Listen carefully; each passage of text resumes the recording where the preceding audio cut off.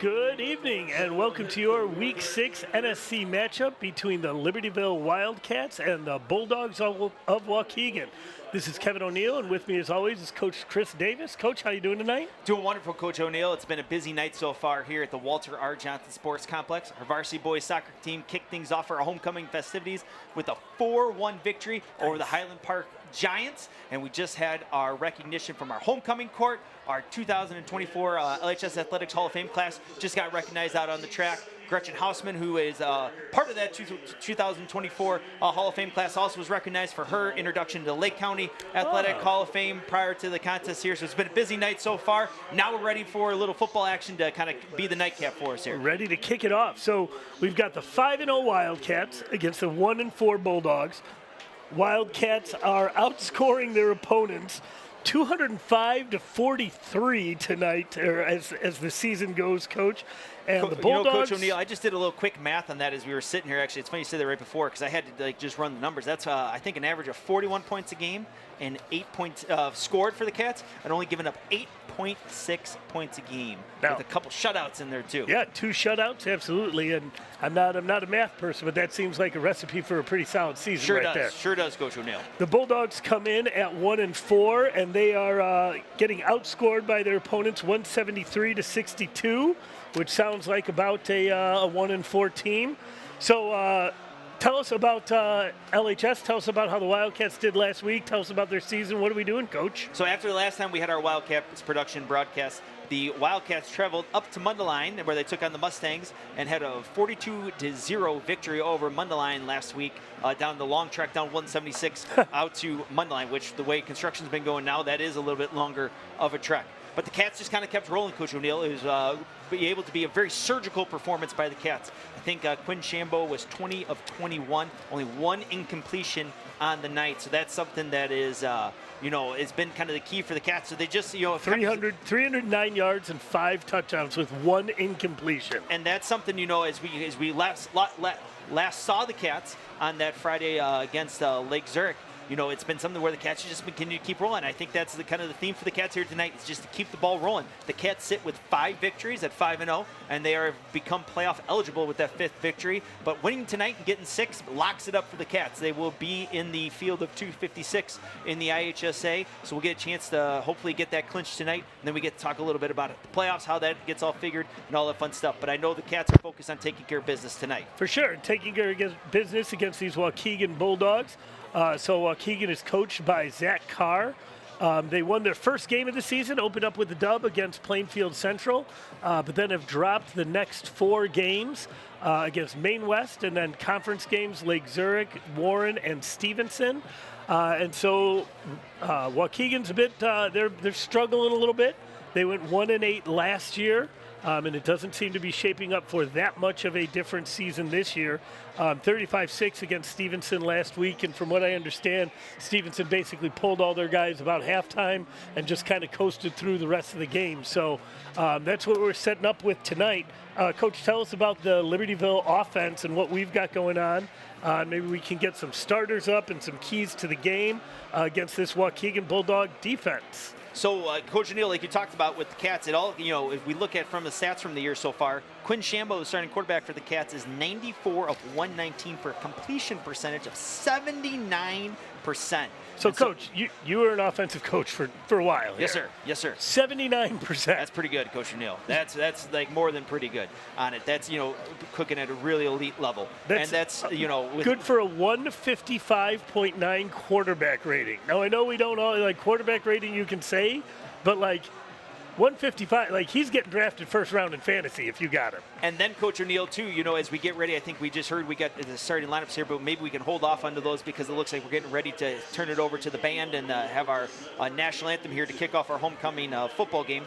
But, he gets a lot of support, too. So when you look at that receiving core, they are paced by Blaze LaVista, who has 123.6 yards per game average this season. Average! And, with also there too, Blaze also paces that receiving core with 11 touchdown receptions. Steven Gavrick is chipped in with 7 touchdown receptions. And Brock Williams rounds out their receiving core with 6. And it's hard to not forget Sam Seth, too. The Cats have 4 dynamic skill players that have been able to spread the ball around, too. And I think one of the things that's been a big standout here for the Cats has been their ability to also run the football, too. And that's something that, we saw in that Lake Zurich game where Lake Zurich defensively tries to take away that pass for the Cats offense, and then as it in turn opens up the run game. The Cats have been with the big mules up front and the big offense linemen and the running backs paced by Steve Strelo the past couple weeks have done a really nice job of being able to take advantage of that and have done a really nice job running the football. So hats off to the Cats. And what I think is cool about that is, like you said, it's the mules up front, because we started the season with Dixon and he's been out for a while. Steve Strelo has been able to fill in, and then he's going to be out tonight. And so we're going to get a dose of Waldorf coming in, one of their starting linebackers. And then a sophomore, Aiden Weaver, is going to be stepping in tonight too. But that offensive line is doing the job, and they're opening up those holes. So we'll take a minute here and turn it over to the best band in the land, the LHS Marching Band, under the direction of Mr. Karnstedt and Mr. Gore. And so the drum majors are Jessica Hidland, Nathan Lixor, and Amelia Smith-Laubenstein. The percussion director, by the way, is Savannah Mix. Just wanted to throw that out.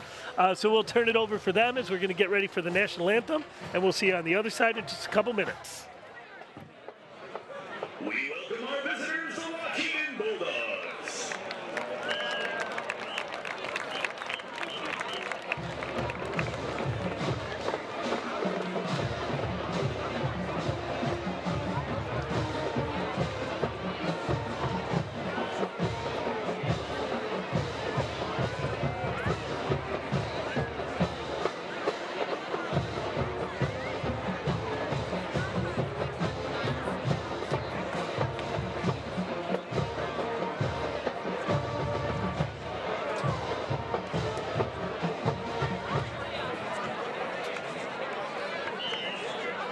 Now please rise, remove your hats, and join in singing our national anthem.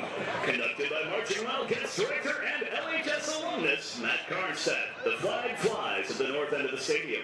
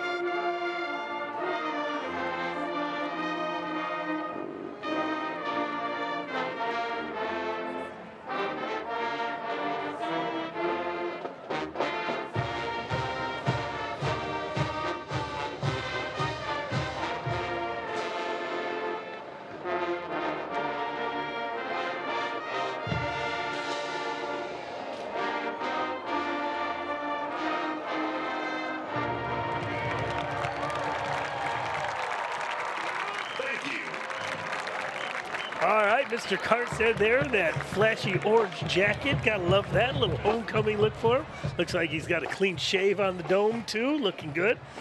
So, Coach, you were telling us about the Wildcat offense against the opponent, against Waukegan's defense here.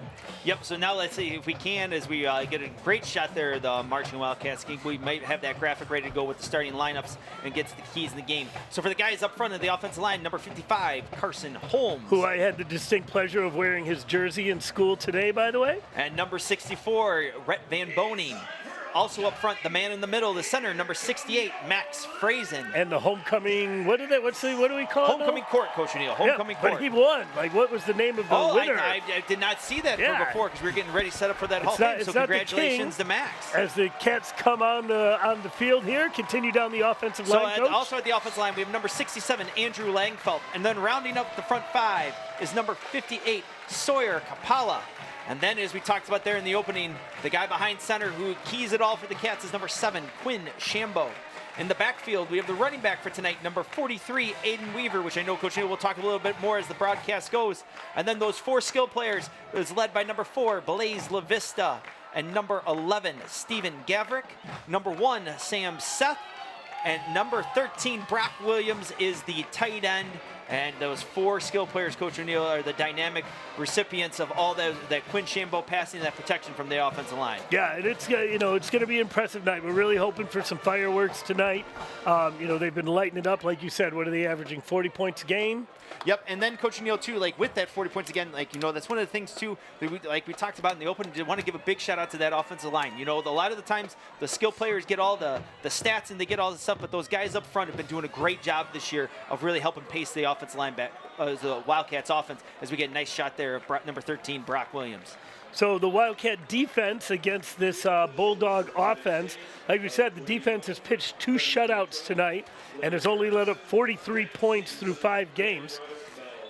So we'll first take a look at keys for offense right here as we're getting ready, since we will be receiving the opening kick. The keys for offense, Coach Davis. Yep, so Coach O'Neill, that's one of the things that the offense keys of the game don't change very much. And so it starts out, and that's one of the things too, is because, offensive football, it's a lot about you and about doing what you do best and emphasizing that. So it's important, like those consistent keys of the games are some of those things that kind of help, because it doesn't matter with the opponent, it's over across every game. So the keys of the game for the Wildcats offense is number 1 is control the controllables and stay on the beach. So just being in control of yourself and focusing on the things that you can control, not the things that are outside of your control. And then as always, as we talk about the Cats, it's about protecting the football, eliminating the penalties, which the Cats have, protect the football, eliminating turnovers, which the Cats have done a great job of this year, and then eliminating the penalties. I know the last time we saw the Cats against Lake Zurich, there was some of those penalties that did pop up, and I know that'll be something that the coaching staff will want to get cleaned up and to see about playing a clean game in that perspective tonight for the Cats.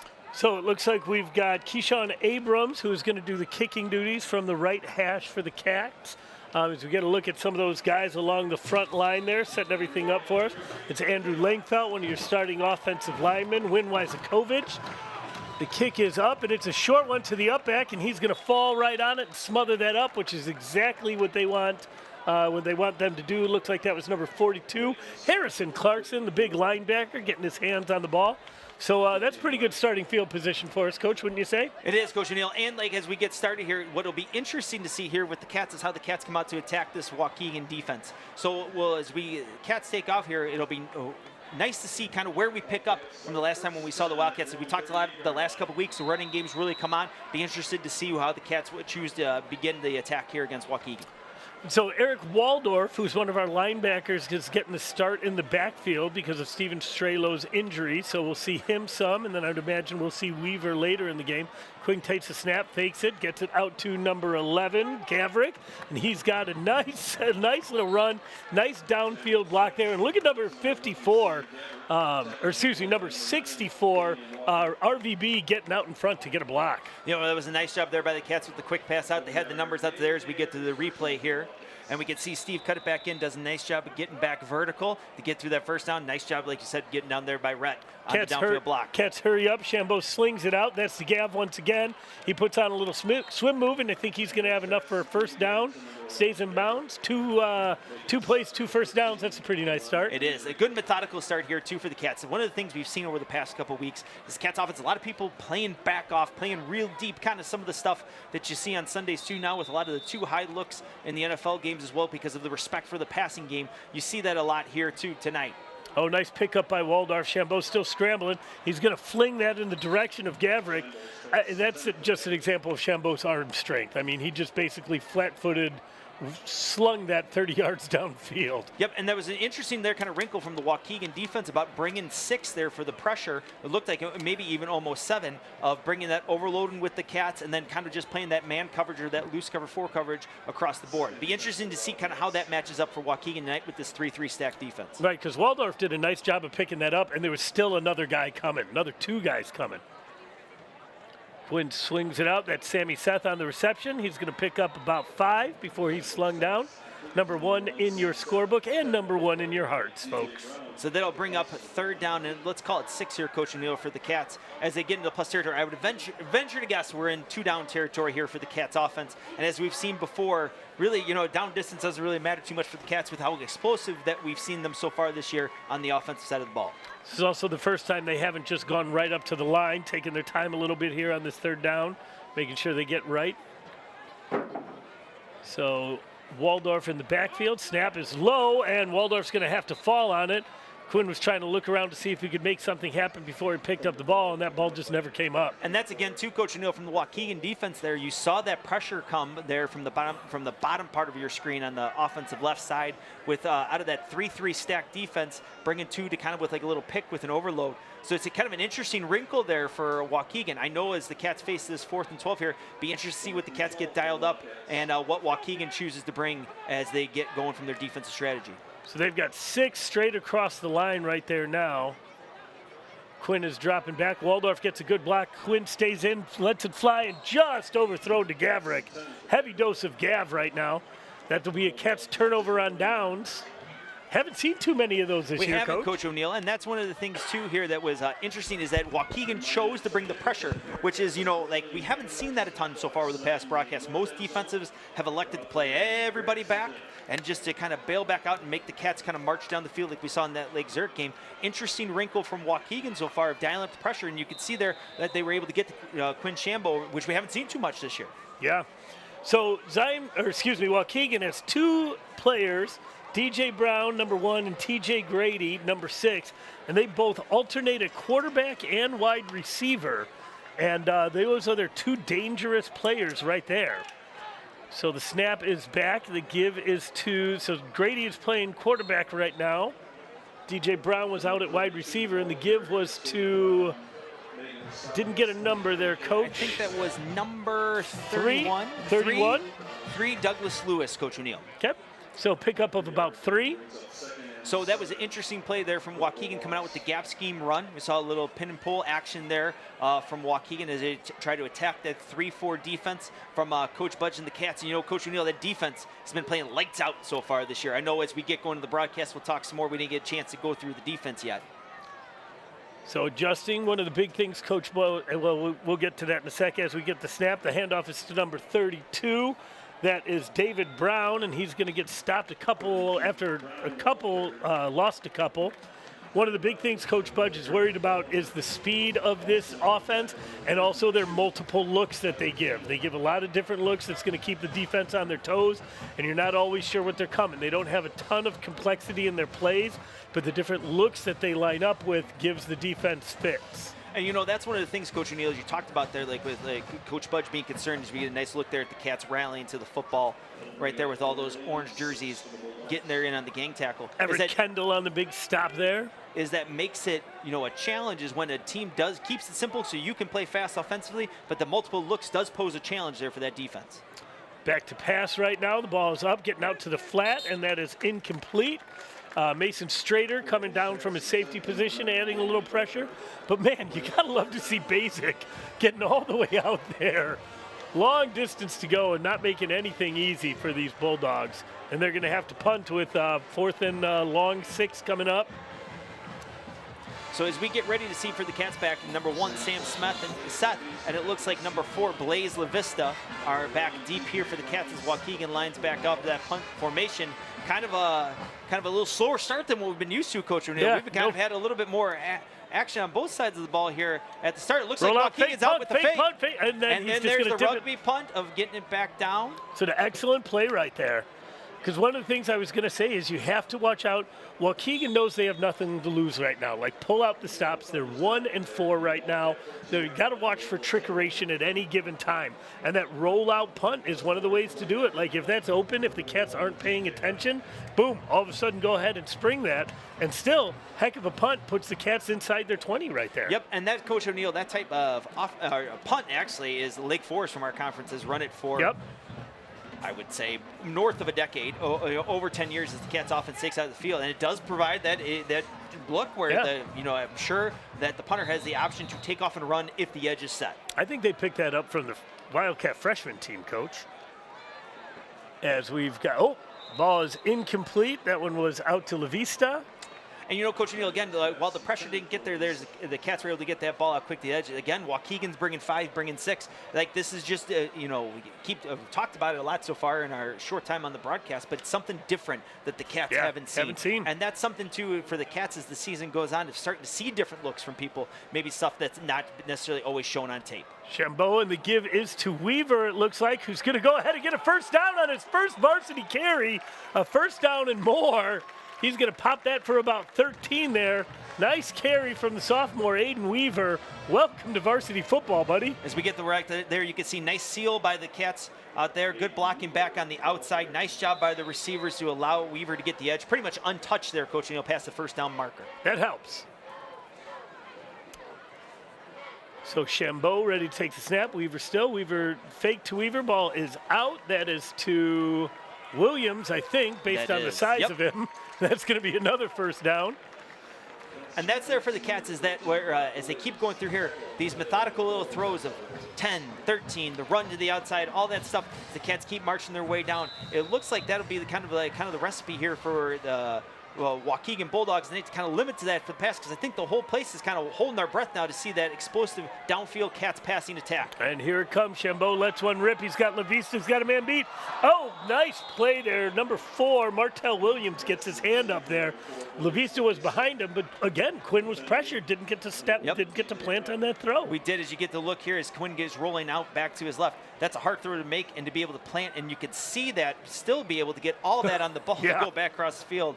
And then we did have a flag on the play there, as you see Blaze's stats here throughout 5 games with 25 receptions, averaging 24.7 yards per catch. Ridiculous.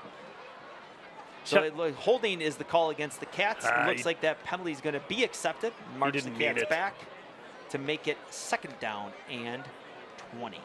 Thanks to Paul Gershio, who's checking in, watching the game way out in the burbs. Thanks for watching.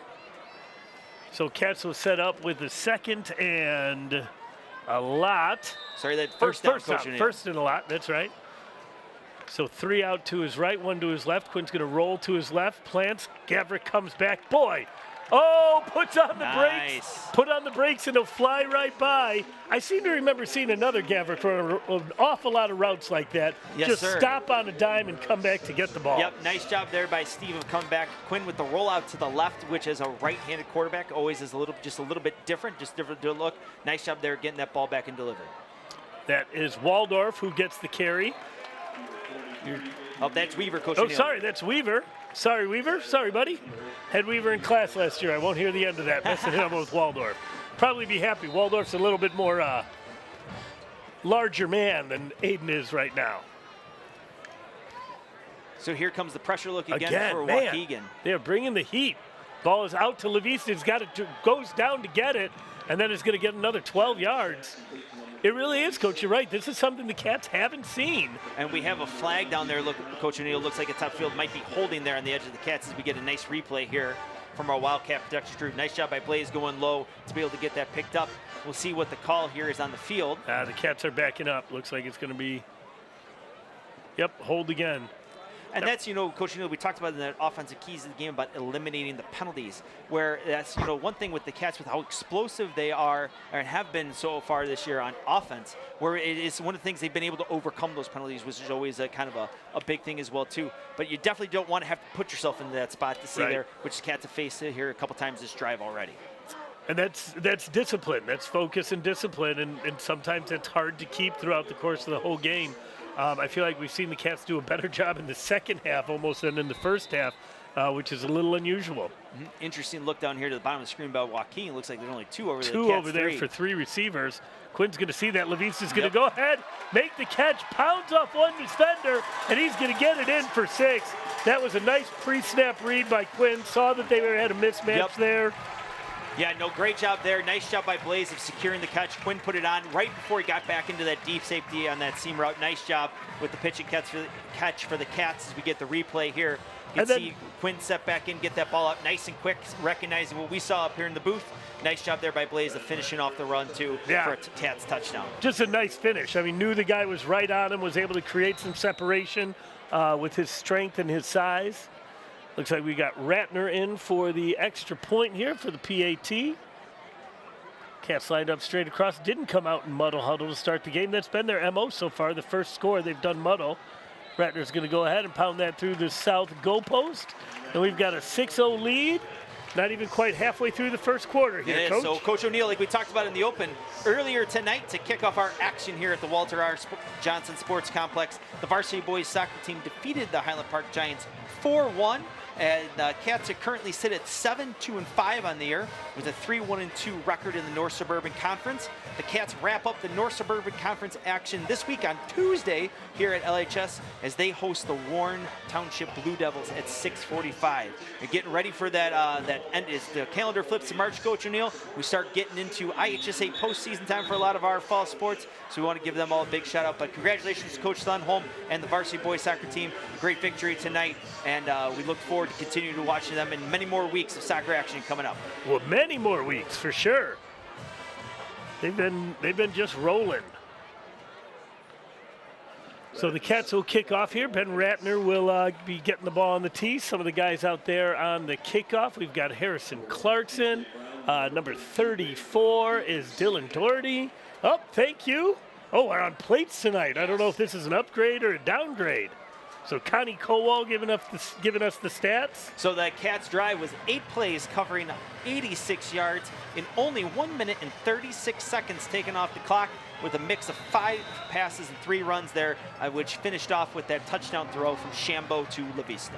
Kick is up, and it is a high kick that's going to come down, and it's going to hit the ground. Oh, nobody has a lot of urgency, and the Cats are going to fall on it. That's a huge special teams play. There we go. Who came up with it there? Number 33, Drac Trudelar. He just kept going, and the Bulldogs were all wondering who's going to get it.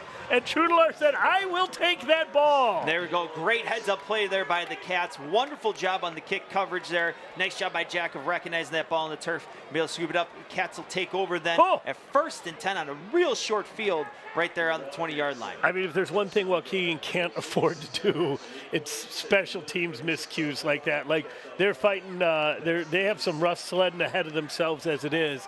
As we see the Cats and Bryce Mirabella right there also. That's the kind of thing that all of a sudden buries you pretty quick. Yep, and that's Coach O'Neill. The Cats offense, without explosive there, they don't need help getting into scoring zone. The Cats have been frequent flyers down into the scoring zone today as that gets pushed back out. Flicks it out to Seth, who's going to be able to make one guy miss, bounces off another, and he's going to go ahead and is he in? Just short. Sammy's trying everything he can to get in. Nice job there by Sam Seth as the Cats look like they got a whole kind of like wholesale change coming in. Yeah. With there's a good shot of Sam coming off the field. Nice job of getting that ball out. Looks like we've got the Viking package coming in, Coach. Waldorf and basic. Oh, and Shambo's going out into the slot right there. And I would be willing to guess. Oh, no, Wildcats call a timeout. Looked like we might have had a little too much going on there. Yes, no, that's why we kind of had that little awkward pause there, Coach O'Neill, because I saw all the orange jerseys come on. That's not typical for the Cats. Normally just only 1 or 2 guys when they go through those changes. Just want to say something real quick. Sammy Seth, who's doing the job for us at slot and is one of Quinn's big targets, he was the freshman year quarterback for this group. And he knew he wasn't long-term answer at quarterback because Shambo is there, but Shambo got moved up, and Sammy stepped in and played quarterback for us. And I just want to make sure everybody at home knows, like, if you're a football player, you play football. And the coaches will find the spot where you can be most successful and most successful for the team. And I think Sammy's just a great example of that. It is, Coach O'Neill, and there's a lot of times, too, where we can go through the history of LHS football of guys who've had wonderfully successful varsity careers, and you can name any sport, really, where that is the case, where that's maybe not where they necessarily started position-wise or an athlete started position-wise at the lower level. So let's see. Shambo is once again going back out on the wing, and the snap is to number 24, who's just going to go ahead and walk in. Waldorf, I think Waukegan might have been a little confuzzled on that, Coach. Not quite sure what to do. And that's where, that's one of the first times we've seen the Wildcats in a little bit more condensed formation. So a nice little wrinkle there from Coach Shack and the Cats there for a little goal line look of getting Quinn coming out with the direct snap back to Waldorf. And it's also the first time Waukegan didn't bring pressure. It's like they were so thrown off by the tight formation and things happening that they didn't bring heat. Yes, and that's when, and that too, Coach O'Neill, is like, as the defense gets a little bit closer, gets into the goal line, you kind of get a little bit more of a consistent look kind of week to week, and you're able to go from there. It's a nice wrinkle there for the Cats to be able to help adjust for that. So Ratner for the point after. The kick is up, and it is good way into the south end zone. You see the, what class is that that's celebrating there, Coach? So, tonight? Coach O'Neill, the south end zone is actually our LHS Athletics Hall of Fame that is in there. Yes. Yep, so they will get a chance. We talked about them at our last broadcast against Lake Zurich, some action, and of course we'll highlight them again tonight as we induct this weekend our as part of our homecoming festivities, our 2024 LHS Athletics Class Hall of Fame. So those of you who are betting on the over-under of quickest drives of the night, that drive was 21 seconds long, Coach. So if somebody took the under, I don't know, 21 seconds. I don't know where it goes. Coach, that was a quick one there with those two plays, especially with the Cats getting up the line, going back to that. Could have been even faster, too, without that timeout from the Cats as they were getting things lined up for that goal line play. So it'll be interesting to see here as we get ready for the next kickoff, the adjustments here for Waukegan. The Cats have been pretty consistent of kicking inside the 10-yard line, at least like the 5 or so there. That last kick kind of held up a little bit more into the wind. The wind looks like it's side down. It was kind of whipping through pretty gusty earlier this evening at the Walter R. Johnson Sports Complex. It'll be interesting to see what comes up from Waukegan here, the adjustments they make so that Cats coverage team doesn't get a chance to scoop that ball back up. So Radner doesn't put it in the end zone often, but like you said, he places it in different parts. And so we'll see where he's going to go this time. That ball's pretty much in the same place in the middle. My guess would be the Bulldogs will come up with it that time. And that is number 1, DJ Brown. And we've got a flag coming out on the field and a second one, too, as he makes his way out to about the 28. Coach O'Neill, while we have a little break in the action here to kind of to sort things out on the field, we want to give a big shout out and good luck to the varsity girls tennis team. The girls tennis team and Coach Kiernan are competing today down in Bloomington, Illinois, as part of a 2-day tournament at Bloomington High School. So good luck to our varsity girls tennis team. Excellent. So not quite sure what's happening Looks still. like we had hold, Coach O'Neill. 2 holds, 2 different ones. Looked like it was a signal. So that's coming back. 2 separate holds? I believe so. So there's a good look there at the Cats defense. Coach O'Neill, we haven't had a chance to do the introduction for the Cats defense. Why don't you talk to us about some of those keys of the game for the Cats? So some of the keys to the game that Coach Budge was nice enough to give us is the D-line has to be gap sound and not get too far upfield. Waukegan's offense is best when number 1, when Brown or Grady are scrambling and they really move around. And if the D-line gets too far upfield, that creates those gaps. So just 1 yard of penetration, staying at home, that's really key. And then the second one is always know where number 1 is on the field. He's one of their best. He is their best receiver, and he also lines up at quarterback. And you see him way out wide, 2 quarterbacks left there now. That's the second key. Interesting formation coming up here from Waukegan with 5 spread out to the top of the screen. And still 1 slot down there. The keep, a nice tackle brought down quickly by Basic. And that's Coach O'Neill too with like some of these different formations as well. Like that's some of the things the Cats defense needs to be prepared to see as you get a look back here of number 23, Caleb Basic coming in with that play. Nice job by the D-line of spilling that back end, and Caleb from that outside linebacker spot coming in for the tackle. But that is something too as we go through the year. It's stuff the Cats are going to see. That's one of the things I know those kind of types of formations are popular from down in the central part of the state from Rochester High School and their continued success. I've sat in a couple of times of getting a chance to learn from Coach Leonard down there, and some of the stuff they do kind of looks pretty familiar to that when they're, making those deep playoff runs. So the handoff is to number 32. Looks like we David got Brown. There on the tackle, Coach O'Neill, number 54, Liam Colton, number 23, Caleb Basic. Looks like a whole host of Wildcats putting their nice job by that defense to force in 3rd and long. And Coach O'Neill, like you were talking about with those defensive keys to the game, like that's one of the things that's been so impressive about this Cats defense so far this year is that teams really haven't been able to get the running game going consistently against that Cats defense, which is such an advantage there to be able to kind of make offenses one-dimensional for sure, and kind of know what you're getting into. Well, Coach Ori said this is the best linebacking crew he has seen. And when you've got a good D-line and good D-linemen and dominant linebackers, that makes for long days for a running game. The keep is around, quick out. That is number 6. That is Grady.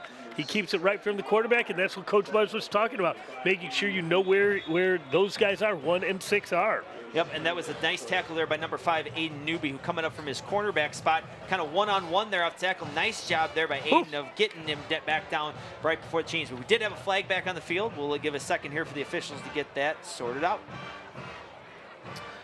Coach Budge did give us 2 other keys to the game. Defensively, he said make sure we line up correctly, and I think that as well, and respond to adverse situations. That's one that you're just talking about, these different formations. Make sure you know what to do and where you're going, and if something does go bad, respond well. And then the last one is continue to pursue to the football. That's going to be whenever they get these broken plays, whenever the quarterbacks are scrambling, whenever Grady or Brown are scrambling, like pursue, don't give up on the play. Yep, and we've seen that so far here tonight from the Cats defense with that pursuit, Coach O'Neill. It's kind of hard to see the numbers because there's just so many orange jerseys around the ball about being able to kind of pick out who's in on the tackle. But great job so far, and all season really by the Cats defense. You know, we've talked a lot about Quinn Shambo and those receivers and those offensive skill guys, and want to give a big shout out. He's keeping it, and he's going to go ahead and get it. So this time he doesn't roll out to his punting foot. He immediately took it to his left, and I think that might have just been a designed keep right from the get-go. It is, Coach O'Neill. As we saw earlier with that punt, it looks like he might have, Grady might have the option of punt, or he saw the or run. He kind of saw that opening right there for a second, saw the Cats start to maybe over-pursue a little bit, just took off and got right back downhill. Yeah, you're right. I mean, they definitely were overplaying the rollout that time and kind of left that other side blank. And that's one of the things, too, when you talk about pursuit, Coach O'Neill, it's not just about having 11 guys run to the ball, but there is kind of a orchestration to it, about a kind of a method to the whole thing, about making sure that you keep those contained lanes as well. 4 down linemen for the Cats right now. And that look, that does the job. Haven't seen that look from the Cats. That was number 23, Caleb Basic, getting down into that 3.4-point stance, getting down there ready to rock and roll. I know that Caleb wrestles for us too, so it looked like getting into almost like that double leg takedown position. Coach Budge says, you know what, if you're going to throw some things at me I haven't seen before, how about a forefront for you? How much are your linemen prepare for an even front? That's number 56 for the Cats, Chris Samaras. You saw number 52, Everett Cumberland. A nice look up there at the Cats defensive line. So that'll bring up 2nd down and long here for the Bulldogs. We've seen a lot of wrinkles so far tonight from Waukegan, Coach O'Neill, offensively and defensively too, with that pressure look that they brought through. Cats stick with that 4-man line. There's a pull and there's a keep by number 6. That's TJ Grady. Just nowhere to go, man. There's so many Cats, so many Wildcats at the pressure there. We've got Aiden Lewandowski hustling on the field, filling in. So the Cats are rotating some guys through. Here's a little look back at it. Look at all those orange jerseys staying in. We just staying at home, right? Exactly what you said. We talked about that earlier, Coach O'Neill, about not over-pursuing and over-committing. Like, yes, you want to run to the football, but there is a way you want to do it. And that's something that defenses, and I know Coach Budge and defense staff talk about all the time, about taking the proper lanes to be able to do that so that you don't give up those big plays with any type of broken run or run after the catch. So Grady is going to go ahead and take the snap, and he's going to keep it running around, looking for anywhere to go, and he is just swallowed up. The offensive lineman got pushed back into the quarterback, and then a host of Wildcats there, including Clarkson, just cleaning it up. Number 44, Jack Gimbert, as well in there too for the Cats. Nice look there. There's number 44, Gimbert, setting the edge. There's Clarkson coming back in, 52, Everett Kendall. Nice job there by the Cats defense. I want to give out a shout out to the Dadlers who are watching this game. Jamie Simpson, Cam Hatton watching out on the left coast today, checking in to see Aiden Weaver getting some action here. So thanks for checking in, you guys. The rollout here, see if we can contain them. Oh, and it's a worm burner. That's a base hit in any league. Blades is going to go ahead and pick that up and get wrestled down to the ground by Douglas Lewis, who's not having any of it. Or excuse me, I believe that was Zabon Robinson. You know, that's a nice punt there by Waukegan, with as dangerous as the Cats are about putting the ball on the ground and letting it kind of bounce around. Like, the ball is not a perfect shape. It does take, bounces all over the place. It's a really nice job. Great punt there. I know I wouldn't necessarily want to be kicking it that punt back to a returnable spot. to La Vista or Seth myself either. So putting it on the ground and, make it hard. Makes it a little bit more of a challenge. All right, so the Cats offense will take over right at the 35-yard line as we are still in the first quarter of play here. Shambo, he's dropping back. Good time. And then just snuck out. So had some time right up until he didn't right there, Coach. It looked like that protection was going to hold up a little bit there. I was a little, I might have jinxed it a little bit, Coach O'Neill, by saying that because the Cats had it picked up right off the jump right there off the twist. You get that pass there. That's number 8, Fabian Gonzalez, who's just able to sneak through with the sack on Shambo. Oh, that's only the 3rd sack of the year, Coach O'Neill. Wow. That the Cats have given up as an offense. That's impressive for both the line and Shambo, both of their abilities working together there. Yep. Quinn's got 3 out to his right. Gavrick is, and Quinn's going to go ahead and keep the ball. And he's going to get dragged down just past the line of scrimmage there. So still going to be 3rd and long for the Cats. Coach, what do you think about how other teams are going to look at how the Bulldogs are pressuring the Cats and see about how that's the answer to slow down this offense? We've got a little bit of I think we got a graphic coming back here as we have a timeout back on the field. Go ahead, Coach Neal. Gary Graham is a Libertyville alum, class of 78, and he's a super fan. He comes to our basketball games. He comes to our football games. And we just wanted to give a shout out to Gary. Hope everything is going well, Gary. Hope you're feeling all right. It's just not the same without you on the sidelines. Coach Fischel told me a great story about Gary that if we have time to, we'll get to it. He sometimes would ride the bus with the basketball team. And the basketball coaches were in the locker room waiting to get on the bus to head just down the street to Carmel.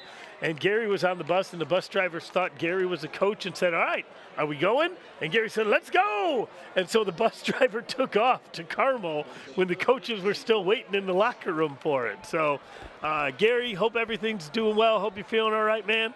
And here we go. The Cats will be taking back over 3rd and long.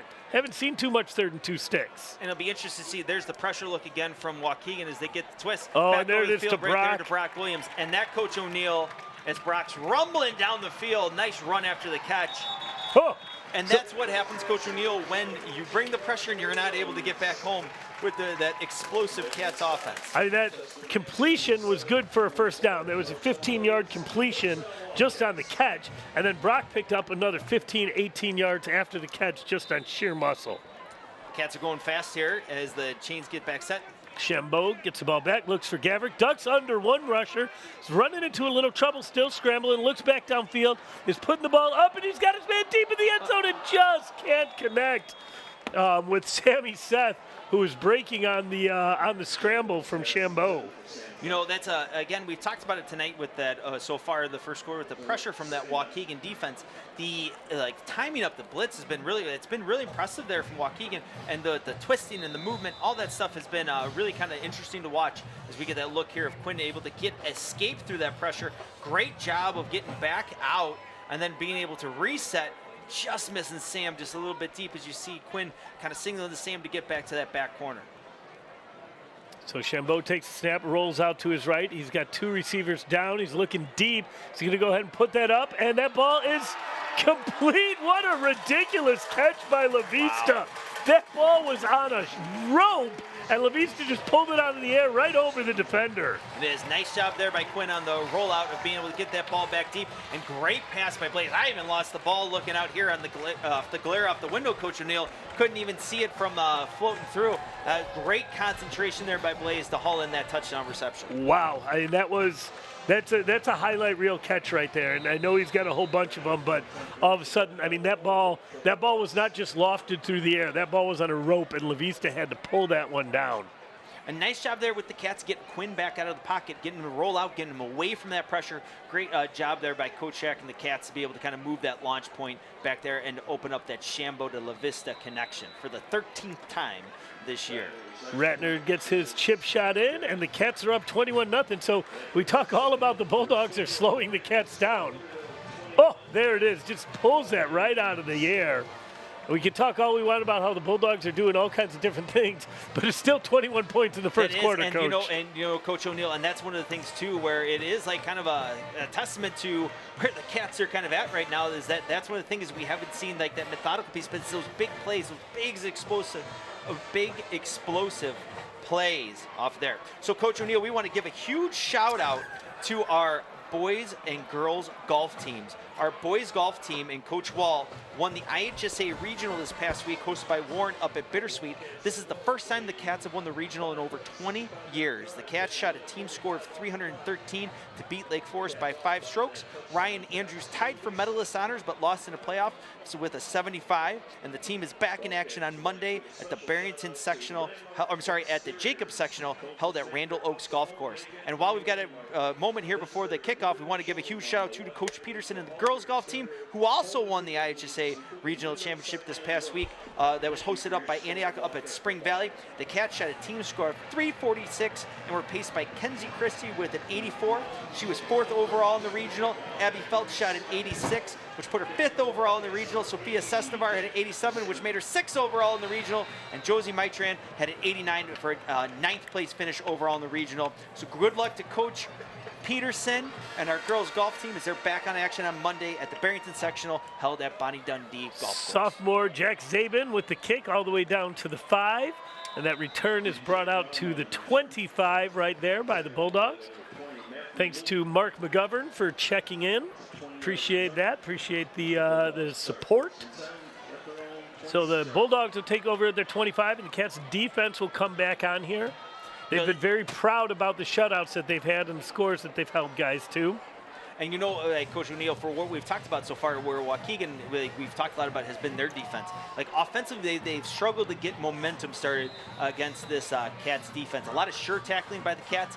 You know, that Waukegan had that 4th down conversion off the broken punt has really kind of been the biggest offensive play so far tonight for them. So it's been really impressive by this Cats defense as they get lined up here for the next drive. So once again, it looks like Grady is behind center and DJ Brown is out at your wide receiver spot. High snap. The give is underneath to number 13, maybe? That's at number 32, Coach O'Neill, David Brown. Thank you. They've really been able to neutralize Grady, which was one of Budge's keys to the game here.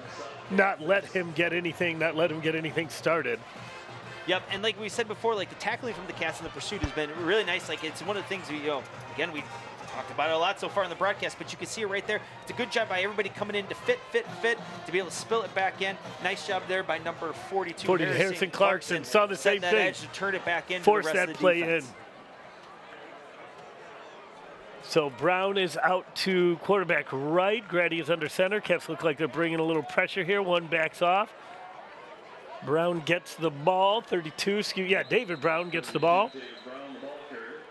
And Coach O'Neill, while we have a quick kind of break in between plays, we want to give a huge shout out to our conference champion, LHS girls flag football team. Our last broadcast, the girls flag football team had a wonderful, exciting game to start the action in the Walter R. Johnson Sports Complex, where they defeated Loyola in overtime, and the Cats finished the regular season with 11-6 record. In the first year that we've offered flag football here at LHS, they begin their regional play on Tuesday down at Rolling Meadows, taking on Rolling Meadows at 7:30 p.m. as the 5 seed in the Lincolnshire Stevenson sectional. So good luck to the Cats. I know we'll all be cheering for you and are looking very excited for a long playoff run. I got a question for you after this play, Coach. So Grady, and a quick pitch right there. Catch. Nice hands, but he is swallowed up right away.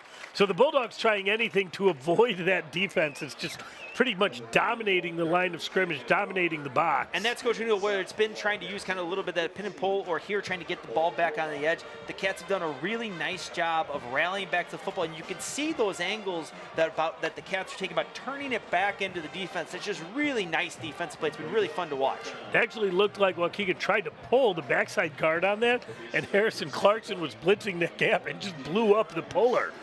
Stopped him from getting through. All right, so here we go. This is the punt formation back for Waukegan. Brown to punt. It's been their best offense so far today. And tries it again. Why not? It's worked. But he is going to be swallowed up. Sorry, that's Chester Dancy, number 7. That was number 77, Aiden Lewandowski, trying to get all the other numbers in there for the Cats as it's a turnover on downs. The Cats take over again with that short field, taking over possession from the Waukegan 25. Nice job by Kyle Burns staying at home right there. KB, seen him everywhere this week in school. Bryce Marabella getting the job done. The Cats offense, once again, is going to take over on a short field.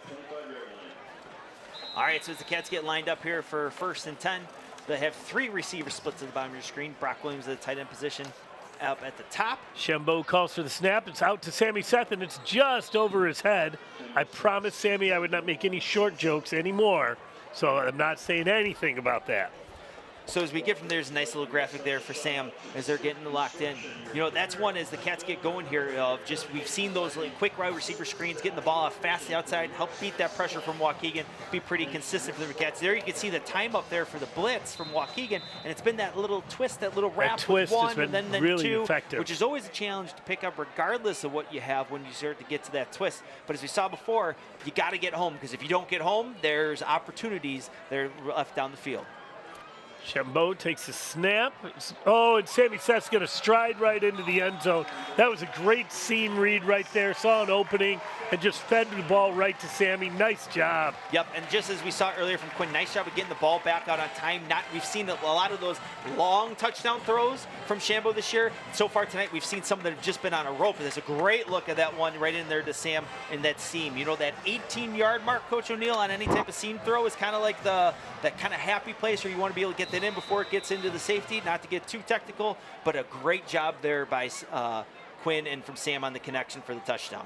So we've had 2 to La Vista, 1 Waldorf walk-in touchdown, and now 1 to Sammy Seth. Is that correct? That's correct, Coach O'Neill. So 3 touchdowns in the first quarter, 2 to La Vista, 1 to Waldorf, and then Sammy Seth gets off the scoring there. Chips, I hope that's a good enough scoring summary for you. Chips checking in. Mike Chipslowski, Dean here, and then now teaching in the Social Studies Department. So appreciate you listening in, letting you know what's going on. Sure you had to get a little person to bed. Cats just on all cylinders right now, Coach. It is, Coach O'Neill, and it's really been all Libertyville here at the start. As the next play, that play was 2 plays, took 9 seconds, and only covered 25 yards. We thought the 21-second route. On the connection from Shambo to Seth. So we want to give a huge shout out to the LHS girls swimming and diving team. This past weekend, the Cats took 2nd place in the Lake County Swimming and Diving Invitational. We want to give a congratulations to our 200 medley relay team of Ellie, Madison, and Annie for being Lake County champions with a time of 1 minute 48 seconds. 1 minute 48 seconds 92 hundredths of a second. The Cats are back in action next Thursday for their senior night as they host the Mundelein Mustangs in an NSC duel here at LHS. That action will get underway in the natatorium at 5 p.m. Current AP Euro student L on that relay team too, by the way, just for the record. So it looks like Zaban, sophomore Jack Zaban, will take the kickoff duty again this time. As we've got the Wildcats going across, Harrison Clarkson. The kick is up, and it's down to the 5. Bulldogs catch that. He's out to the 10, the 15, to the 20 before he's met by the first Cats. Looks like he's going to get out to 25, maybe the 26 before he's brought down. So, Coach O'Neill, as we get started from here, what are some things like through the rest of the game as we've seen from this Cats defense? You know, it's been a lot of great play from there, but from your kind of defensive perspective, what's some things that stood out to you? Well, I mean, obviously, just everybody's playing their spots exactly like Coach Budge wanted them to. Nobody's over pursuing. We're keeping them contained. I mean, if the only play they've really had from scrimmage is a fake punt, like everybody's staying at home, everybody's doing their job. I would love to see some more guys getting in and some guys seeing, because as this season wears on, you're going to need other guys, especially on that D-line where we've had guys going both ways. That'd be nice to see some guys getting some meaningful playing time. Oh, so looks like ran it as it's going to be a timeout for the Bulldogs. Grady is still behind the center, so Bulldogs will go ahead and talk this one over. So we want to also recognize and bring up our varsity girls volleyball team. Volley Cats currently sit at a record of 15-10 in the season with a 2-2 record in the North Suburban Conference. The Cats defeated Waukegan this past Tuesday night up in the West Gym in straight sets, and the Cats are back in action on Monday as they make that long road trip down 176 to take on the Carmel Corsairs, and that varsity game match will get underway at 6 p.m. So good luck to Coach Loika and the varsity girls volleyball team as they're back in action on Monday. LHS alum Chris Buckley is checking in with us right now. Wanted to make sure we thanked him for checking in with us. He comes to a lot of our freshman games, is a baseball super fan, and just glad to have him watching the Cats tonight. So thanks, Mr. Buckley. I think we were going to try to get a shot here. Coach O'Neill, you mentioned in those play introductions, Max Frazen was recognized here before the game as the homecoming Wildcat. So when we get a break here, we might get a nice shot there of Max. Congratulations to him on that recognition. Super cool. And I know I also got to sport his jersey today in the hallway, so congratulations, Max, on a great honor. Another different formation. Looked like a little, almost like a full house down there for the Bulldogs. But same result there, Cats defense, Coach O'Neill. There's a nice shot there of Coach Henneberry and Max, also Andrew Langfeld. But as we said before, congratulations to Max on his homecoming Wildcat recognition. Big shout out to him. And I know that they had that at the assembly today. He was recognized on the field prior to the game, as well as part of the introduction to the homecoming court. Henneberry and the Mules there doing the job. What I think is really cool about our homecoming court, Coach, is they're picked by the teachers based on their qualities as a student, as a person, and it's really, really something pretty cool. So here's another different formation. We got a couple flags coming out here. I think we're going to get a delay. Yep. We have, prior to the snap, we have a timeout. Looks like it's going to be a timeout Waukegan. The coaching staff looks like they saw that on the sidelines before they went in there. Got it in. Nicely done. So while we got a break, Coach O'Neill will round out our LHS athletics teams tonight with giving a quick shout out to our girls cross country team. Coach Sampson, the girls cross country team, competed this last weekend in the Palatine Meet of Champions. LC Collin led the Cats with a time of 19:44. The Cats are back in action on Saturday as they compete in the Pat Savage Invitational, hosted by Niles West. And then we also wanted to give a shout out to Coach Mendelson and the varsity boys cross country team. The team took 12th out of 31 teams in the Palatine Meet of Champions this past week. Philip Wojek paced the Cats with a time of 15:26 for a top 30 individual finish. And the varsity boys cross country team's back in action also tomorrow in the 50th annual Patricia Harlan Cross Country Invite at Fox River Park, hosted by Antioch. All right, so a second and about 14 here for the Cats. Grady is scrambling. He's in a lot of trouble. Basic is chasing him down. He's turning the corner. This is the first time they've gotten anything outside, and he's going to get back to the original line of scrimmage before he's hounded down. Coach O'Neill, that was a lot of ground to cover on that play, but that was a nice job there by Grady of eluding that Cats pressure. That was one of the first times tonight we've seen the Cats, as we get a look there at number 60, Kyle Burns, and number 56, Chris Samaras, as they're coming out the field. That's one of the first times we've seen the Cats lose contained tonight. Grady was able to get back to that original line of scrimmage, pick up a few yards to make it 3rd and 10. Yeah. So Cats so it's 3rd and 10 here for the Bulldogs.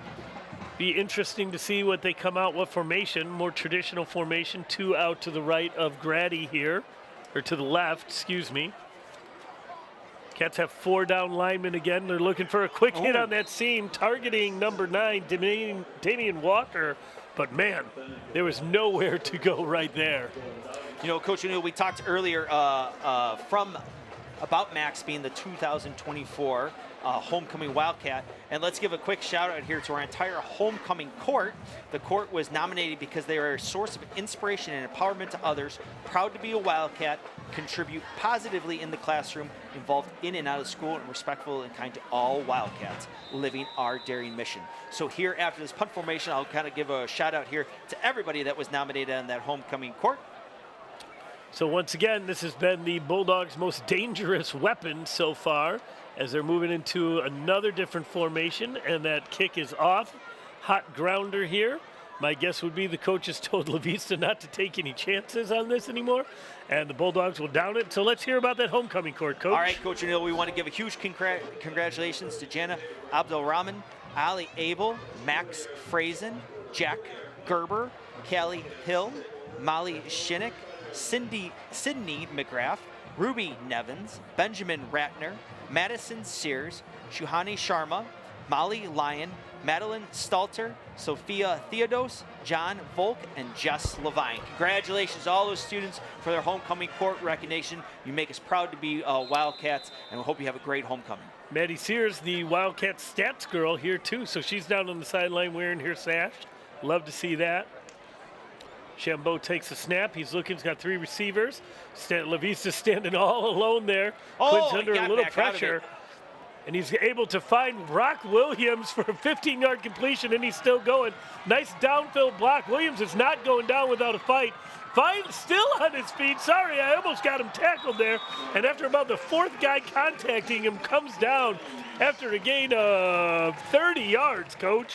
Wow, Coach O'Neill, as we see from back there, Quinn did a lot to kind of get back around as that pressure went down. Nice job here with Brock with the run after the catch as he's coming back out, moving back into the middle of the field. Take a lot to bring him back down. Great job. 2, 3, 4, 5, 6. Shambo on the snap, looking. Ooh, some more pressure coming. Another one of those twists. Shambo runs right into the pressure and is able to wing it out. That ball is complete to number 18, to Radner, getting the catch tonight. Coach, Dan Quinn wrapped up, and he still slung the ball 20 yards. Coach O'Neill, that was a pretty impressive throw over there by Quinn, being able to kind of get that side of him. That kind of looked like that back pick we've been used to seeing on the baseball field before. We can see right there. So some guy leading off too much off first base. That's right. Nice catch by Ratner, too, taking advantage of his reps. All right, so that'll bring down 2nd and short here for the Cats. So 2 out to his left, 1 to his right. Shambo wings that ball up in the air, and that ball, oh, did he hold on to it? No, just off of his hands. That's number 10, Trevor Wallace. Oh, that was number 11.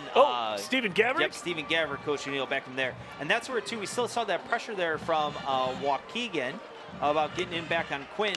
And, you know, that one was just the timing just a little bit off on there. Nice play by the Waukegan defender as well, too. You know, the defense gets a vote as well, too, a lot of times, and does get the chance to make the play as well. They practice every day, too.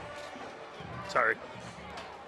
All right, so that brings up 3rd and short here for the Cats. Again, I would imagine at the spot we're at, I'm not quite sure. We're kind of probably at borderline. What do you think, Coach O'Neill, for field goal range? You know, they've been using both Ratner and Zaben, and so I'm not sure where their decision would be. Ooh, another bad snap. Quinn's going to go ahead and pick it up and try to look for something.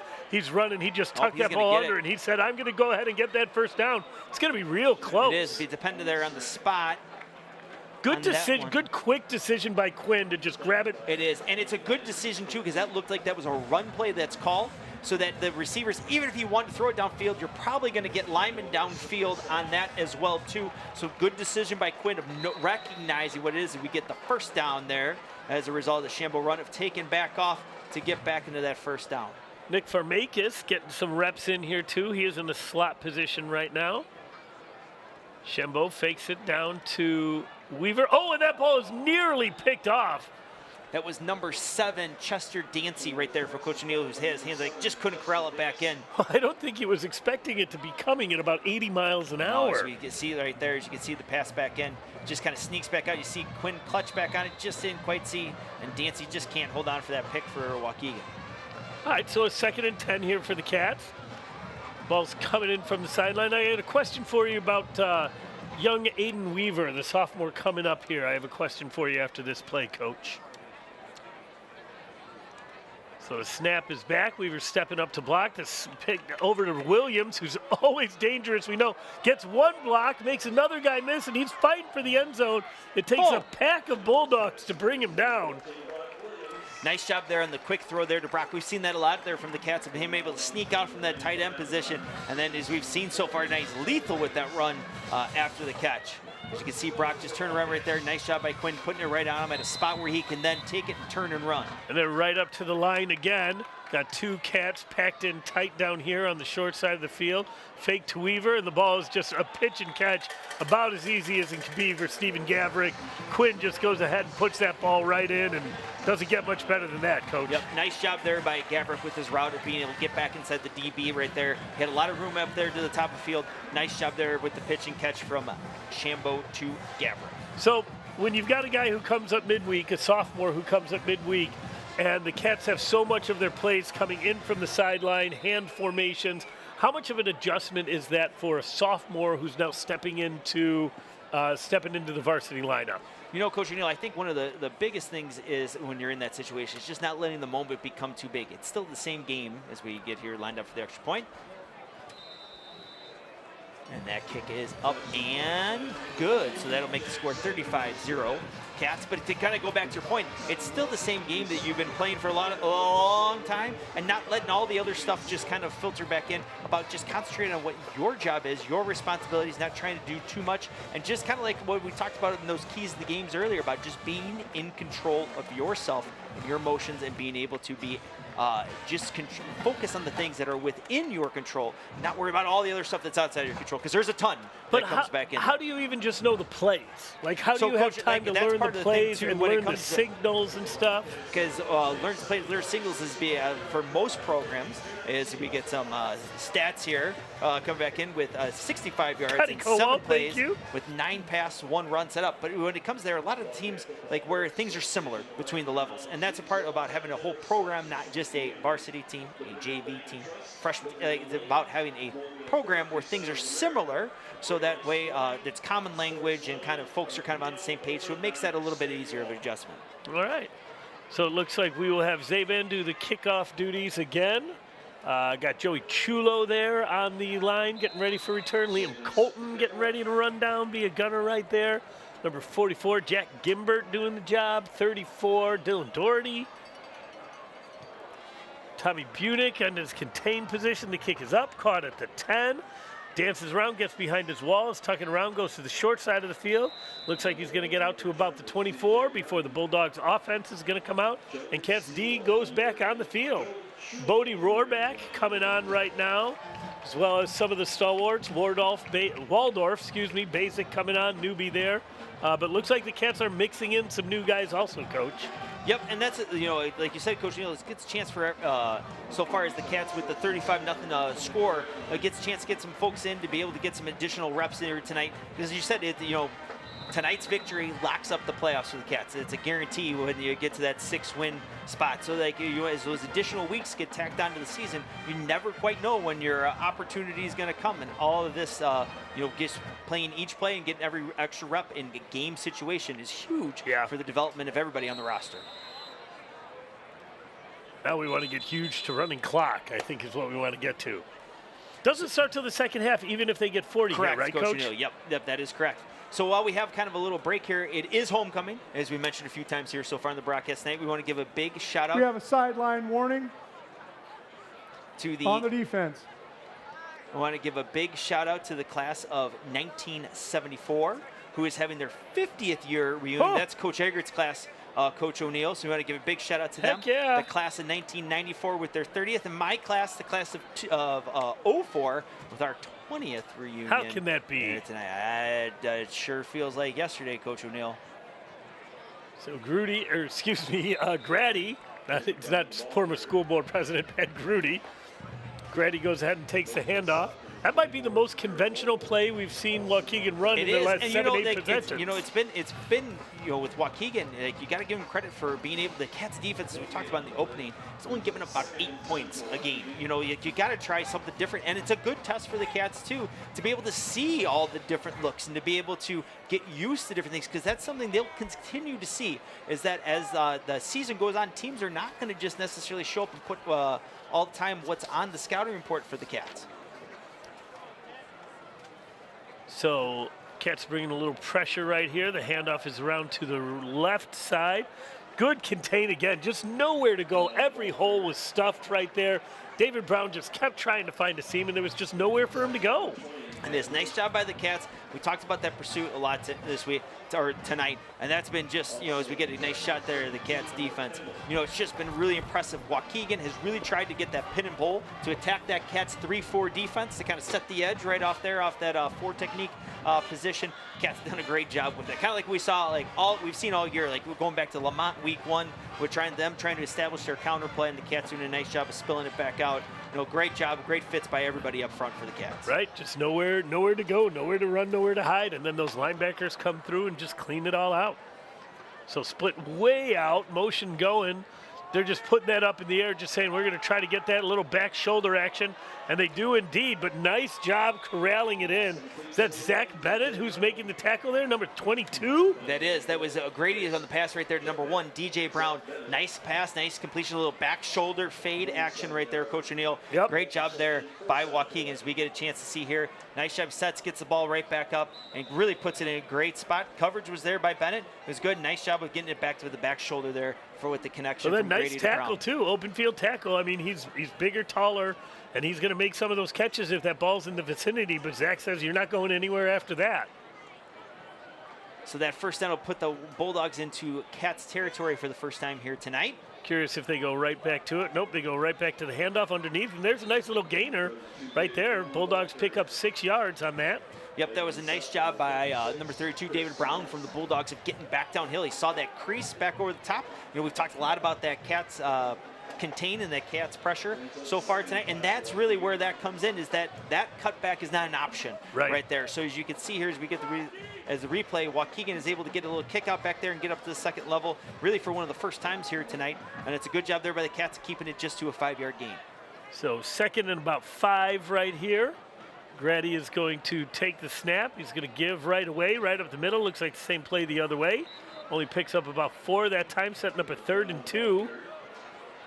So as we get back here for the 3rd down, Coach, and it'll be interesting to see. We saw Waukegan on the last 3rd down go to the air. It'll be interesting to see here what they're at with 3rd short. I would venture to guess that this is 4-down territory, although as we've seen the Waukegan punt tonight can kind of go a lot of different ways off of it. But nice job there by the Cats D of being able to kind of stay home a little bit there and finish that one up with just only a minimal gain.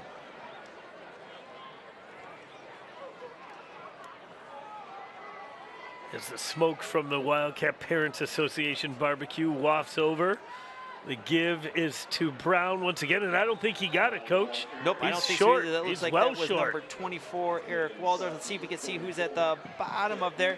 Number 44, Jack Gimbert as well. Nice job there by the Cats linebacking crew of getting that cleaned back up so to make it 4th down. Waukegan looks to have the offense staying out on the field. Tomorrow, 9:30, we've got our parade. I love a parade.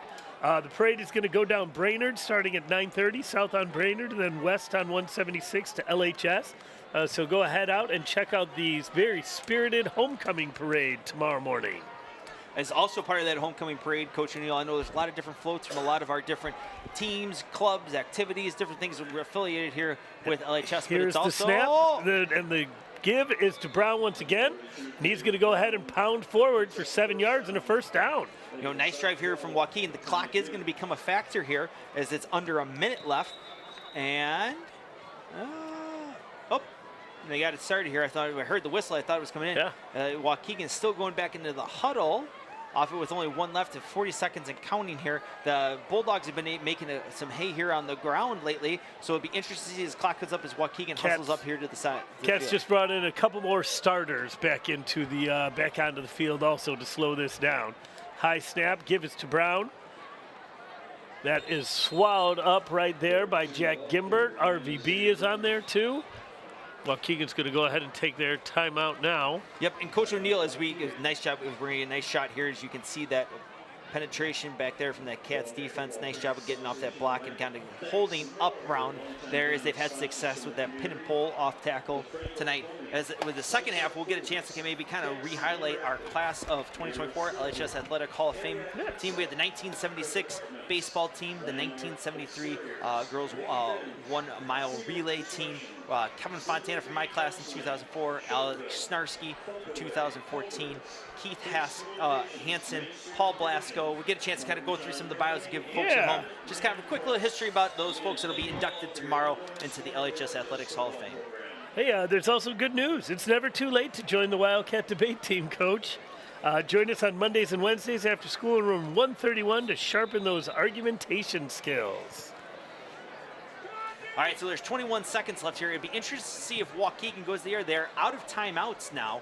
So we take a guess that ball is going to be up. There we go. That's up. That is Grady up, and it is nowhere close. Nice coverage there by Newby. That was a great job there by Newby of staying inside. The ball was thrown to the inside. It looked like he kind of wanted to bend that inside, kind of maybe a little bit more like a post. Nice job there. And as we get a good look of Aiden of staying with his coverage responsibilities down the field. Yeah, and that's an example of he had position and was just able to completely make it impossible for Brown to go ahead and get that ball. Excellent play there by Newby. So as we can see back here, we lost about 7 seconds on the clock, so 15 seconds left and third down here for Waukegan. I do think that we're kind of getting to the spot where it's got to be, you would think Waukegan has to go to the air here with no timeouts left. Now the clock does stop on a first down. So he's going to go ahead and keep it. Grady's going to go ahead and keep it. Oh, nice little stop and start right there. But he's going to be short of the first down. And so they're going to have to get up on the line and go quick here. I don't know that they're going to have time to get up there and clock it. They're just going to say, like, yep, take that to half. More. So after a first half where Waukegan threw a whole bunch at the Cats, but the Cats are still able to put up 35 points there. An impressive first half for the Cats, despite everything that Waukegan tried to do for them. I want to give one more real quick shout out to our super fan who's watching the game, who's a little laid up. Gary Graham, super fan here. So, Gary, hope you're enjoying the game. Hope you're enjoying this Wildcat offense and the defense being put up by the shutout being put up by our defense. We will turn the show over to our halftime. Got all kinds of exciting stuff happening with Palms and Cheer. We'll hear from those girls later. And for Coach Davis, this is Kevin O'Neill. And we'll see you on the other side of halftime from Wildcat Productions.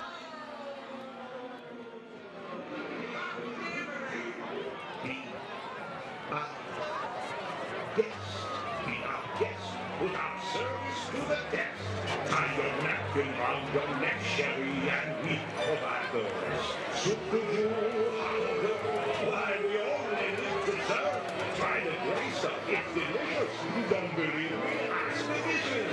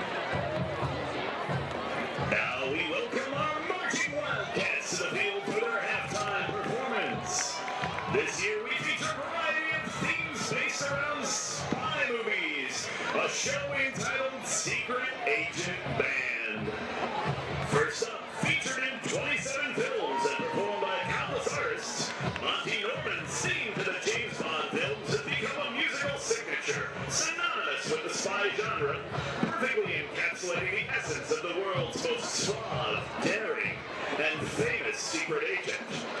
This unforgettable melody features bold brass and an air of mystery. Our marching Wildcats are proud to open this year's show with the James Bond theme.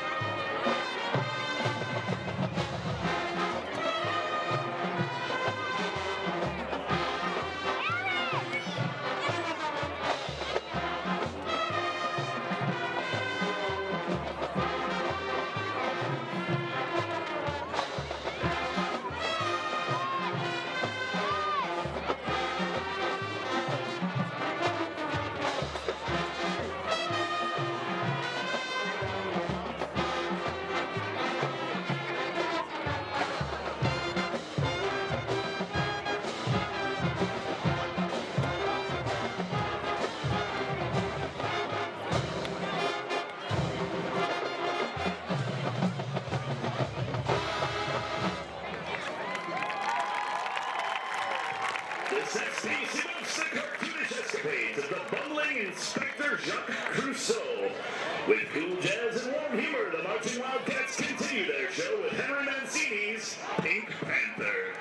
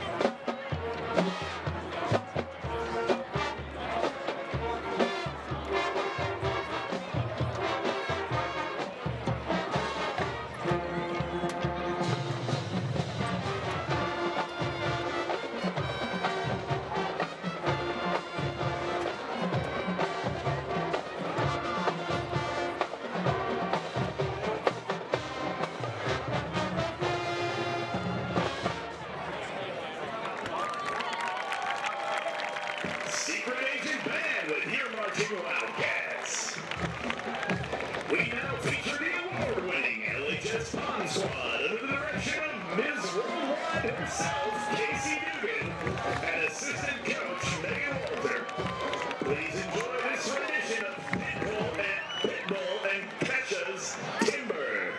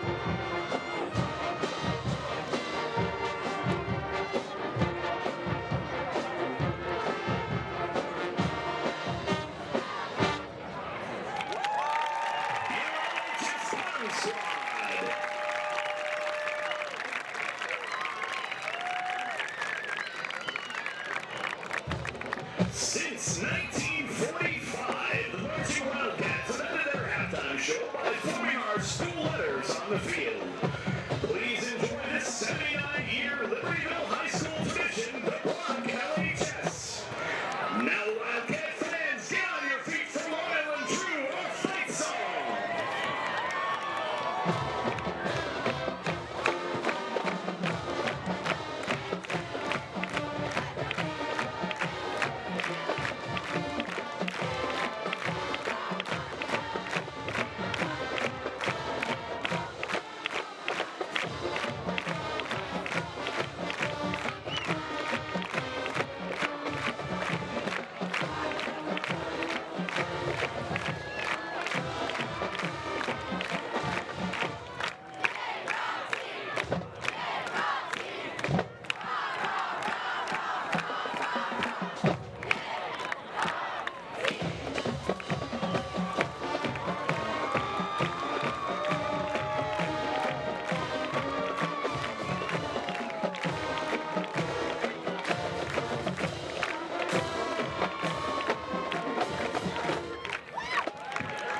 Senior tuba soloist Alex, the greatest tuba on turf proud. The marching Wildcats are under the direction of Adam Gore and Matt Concept with percussion instructor Savannah Mix. Drum majors are Jessica Hedlund, David Lacosar, and Amelia Smith-Robinstein. The marching Wildcats would like to give a special thanks to all of our amazing parent volunteers for their assistance in preparing our new uniforms for their debut tonight. Happy homecoming! Let's go!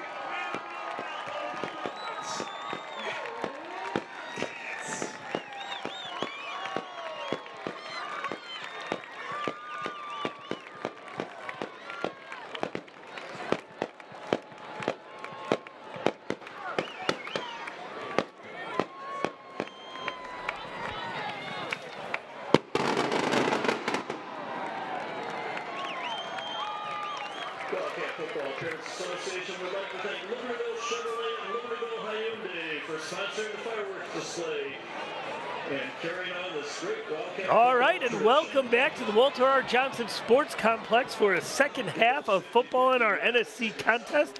Libertyville Wildcats against the Bulldogs of Waukegan. Coach Davis, what have you seen so far? You know, we've still seen that same explosive passing attack there from the Cats offense. They've done a nice job of getting the ball distributed back out as they always do and taking advantage of through the air. Quinn Shambo is connected with Blaze LaVista, Sam Seth, Steven Gavrick. They've had some great run after the catch from Brock Williams. It's really been nice from there. And then the Cats defense has been lights out so far, Coach O'Neill. A host of Wildcats have done a great job of containing this Waukegan offense. It's been really impressive here so far as we get ready for the second half. Yeah, and I mean, you covered it. Like, it's been a dominating performance. We spent a lot of time talking in the first half about how the Bulldogs were doing different things against the Wildcats, things the Wildcats hadn't seen before, and they just adjusted. You know, Coach Shack, Coach Ori on the offensive side of the ball, Coach Budge, and everybody else, like, they just kept on adjusting to what the Bulldogs were giving them, and just were getting the job done. And, you know, this is great. We've mentioned a few times during the first half, Coach O'Neill, this is great opportunities for the Cats to get experience about facing different things that you're going to see as the season goes on. As we kind of talked about also during the first half, 6 wins in the IHSA get you a guaranteed playoff spot, and that's what the Cats are hoping to lock up here in the second half here tonight. I know we'll get a chance to kind of talk about what that kind of looks like and what exactly does that mean as we get going here through the second half. And we'll also get a chance, too, to kind of go over some of the biographies for our 2024 LHS Athletics Hall of Fame members. Wanted to real quick give a shout out to our Palms team. They do a great job dancing, great job at the assembly today, great job out on the field. Coached by Casey Dugan, LHS 2008 alum. And so the Palms girls are Allie Abel, Evelyn Correa, Celia, Ellie Edmondson, Quinn Eisenberg, Olivia Flater, Faith Flater, Caitlin Gullenbeck, Taylor Mueller, Ellie Peroni, Nina Schmidt, Madeline Salter, Sophia Teppin, Sophia Theros, Emma Thompson, and Maddie Wagner. So thanks to the Palms girls, thanks to Coach Dugan for always supporting all things LHS. And they'll be out at the parade tomorrow too, Coach. They will, and I know coming up here at that last home game against Warren, you too, if you're through K through 5 Future Palmer, can sign up for the LHS Future Cats Clinic as well. That'll be during the JV, halftime of the JV football game. Can only sign up through Sunday, though. Got to get in. I had to make sure. I mean, Casey, Coach Dugan only, I think, sent 1 or 2 emails about it, so it'd be easy to forget. That's right. That is exactly right, Coach. And I know that is always an activity that is very much looked forward to in the Davis household. Absolutely. Same as in the O'Neill household. So I think we'll probably see the Wildcats starting groups come out for the first drives of the half, make sure we get some stops and get up to a running clock. But then it wouldn't surprise me if we start seeing some wholesale substitutions here. Yep, and we're starting to see a lot of guys getting a chance to, and a lot of players getting a chance to rotate in here so far tonight, and we'll probably continue to see that happen, as you were mentioning, over the course here of the game as we keep going through it. So as we kind of get started, Coach O'Neill, as we've teased a little bit, and we talked last week about that LHS Athletics Class of Hall of 2024 Class Hall of Fame. We want to give a quick kind of shout out to the 1973 1-mile relay team. The team under the guidance of coaches Gretchen Hausman and Sue Rocky. The team who consisted of members Liz Thompson, Sue Kemmer, Mary Whitmore, and Jeannie Yingst captured the state title in 1973 with a time of 4 minutes and 23 seconds. So congratulations to our 1973 1-mile relay team as they are inducted into the LHS Athletics Hall of Fame this weekend. Cool. And that would also happen during the inaugural year of 1972-1973 after the passage of Title IX in June of 1972. That was the inaugural year that the Illinois High School Association offered a state tournament exclusively for girls track and field. So congratulations to our 1973 1-mile relay team as they are inducted, as we said, tomorrow into the LHS Athletics Hall of Fame. Jack Zabin goes ahead, tees that ball up. The kick gets down to about the 10. It's gathered in by Brown. He's going to make one guy miss, gets a nice cut out to the outside. He's got to go ahead and he's going to turn this one on, and he's going to return this for 6. Zabin's not going to catch up with him. Started out to his left, cut back to his right.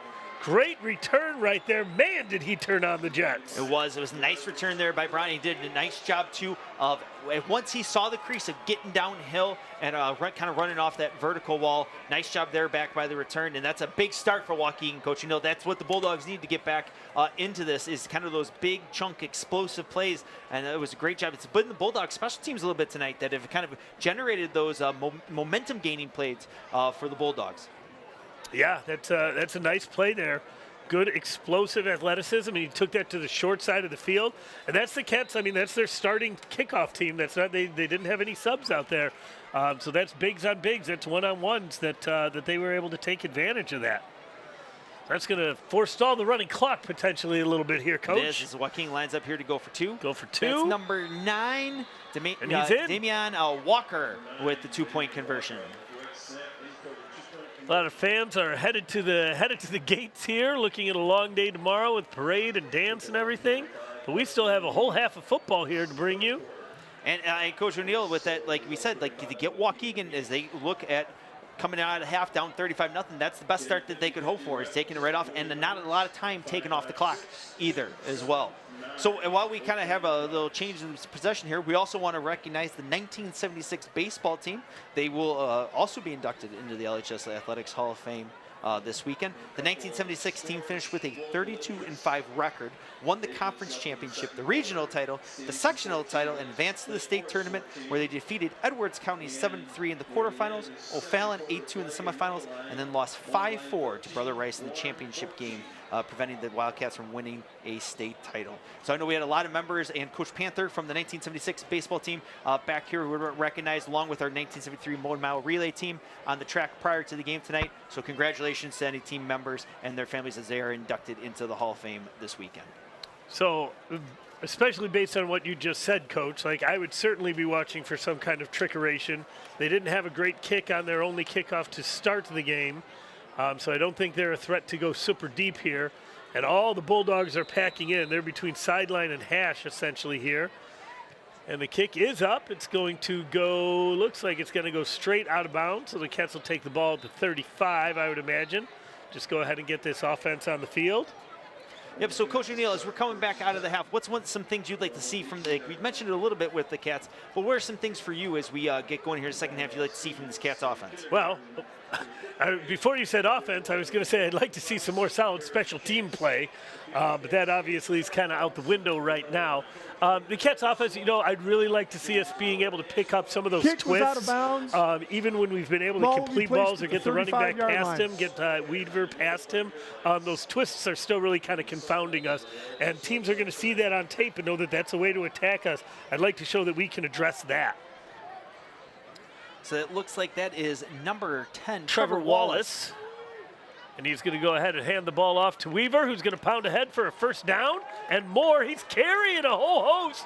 Got the mules in there pushing him. Sawyer Kapala going ahead with a big push. Joey Chulo, nice job. Weaver's going to go ahead and pick up about 30. 2 yards, Coach. He's got a gain of 30 and a gain of 15. I'd say that's a pretty good career average right there. That's a good job there by keeping the legs churning there by the Cats. A nice job by everybody else who just not giving up on the play either. Wallace goes ahead, hands off to Weaver again. Why not? Well, that's going to bring down his average significantly, Coach.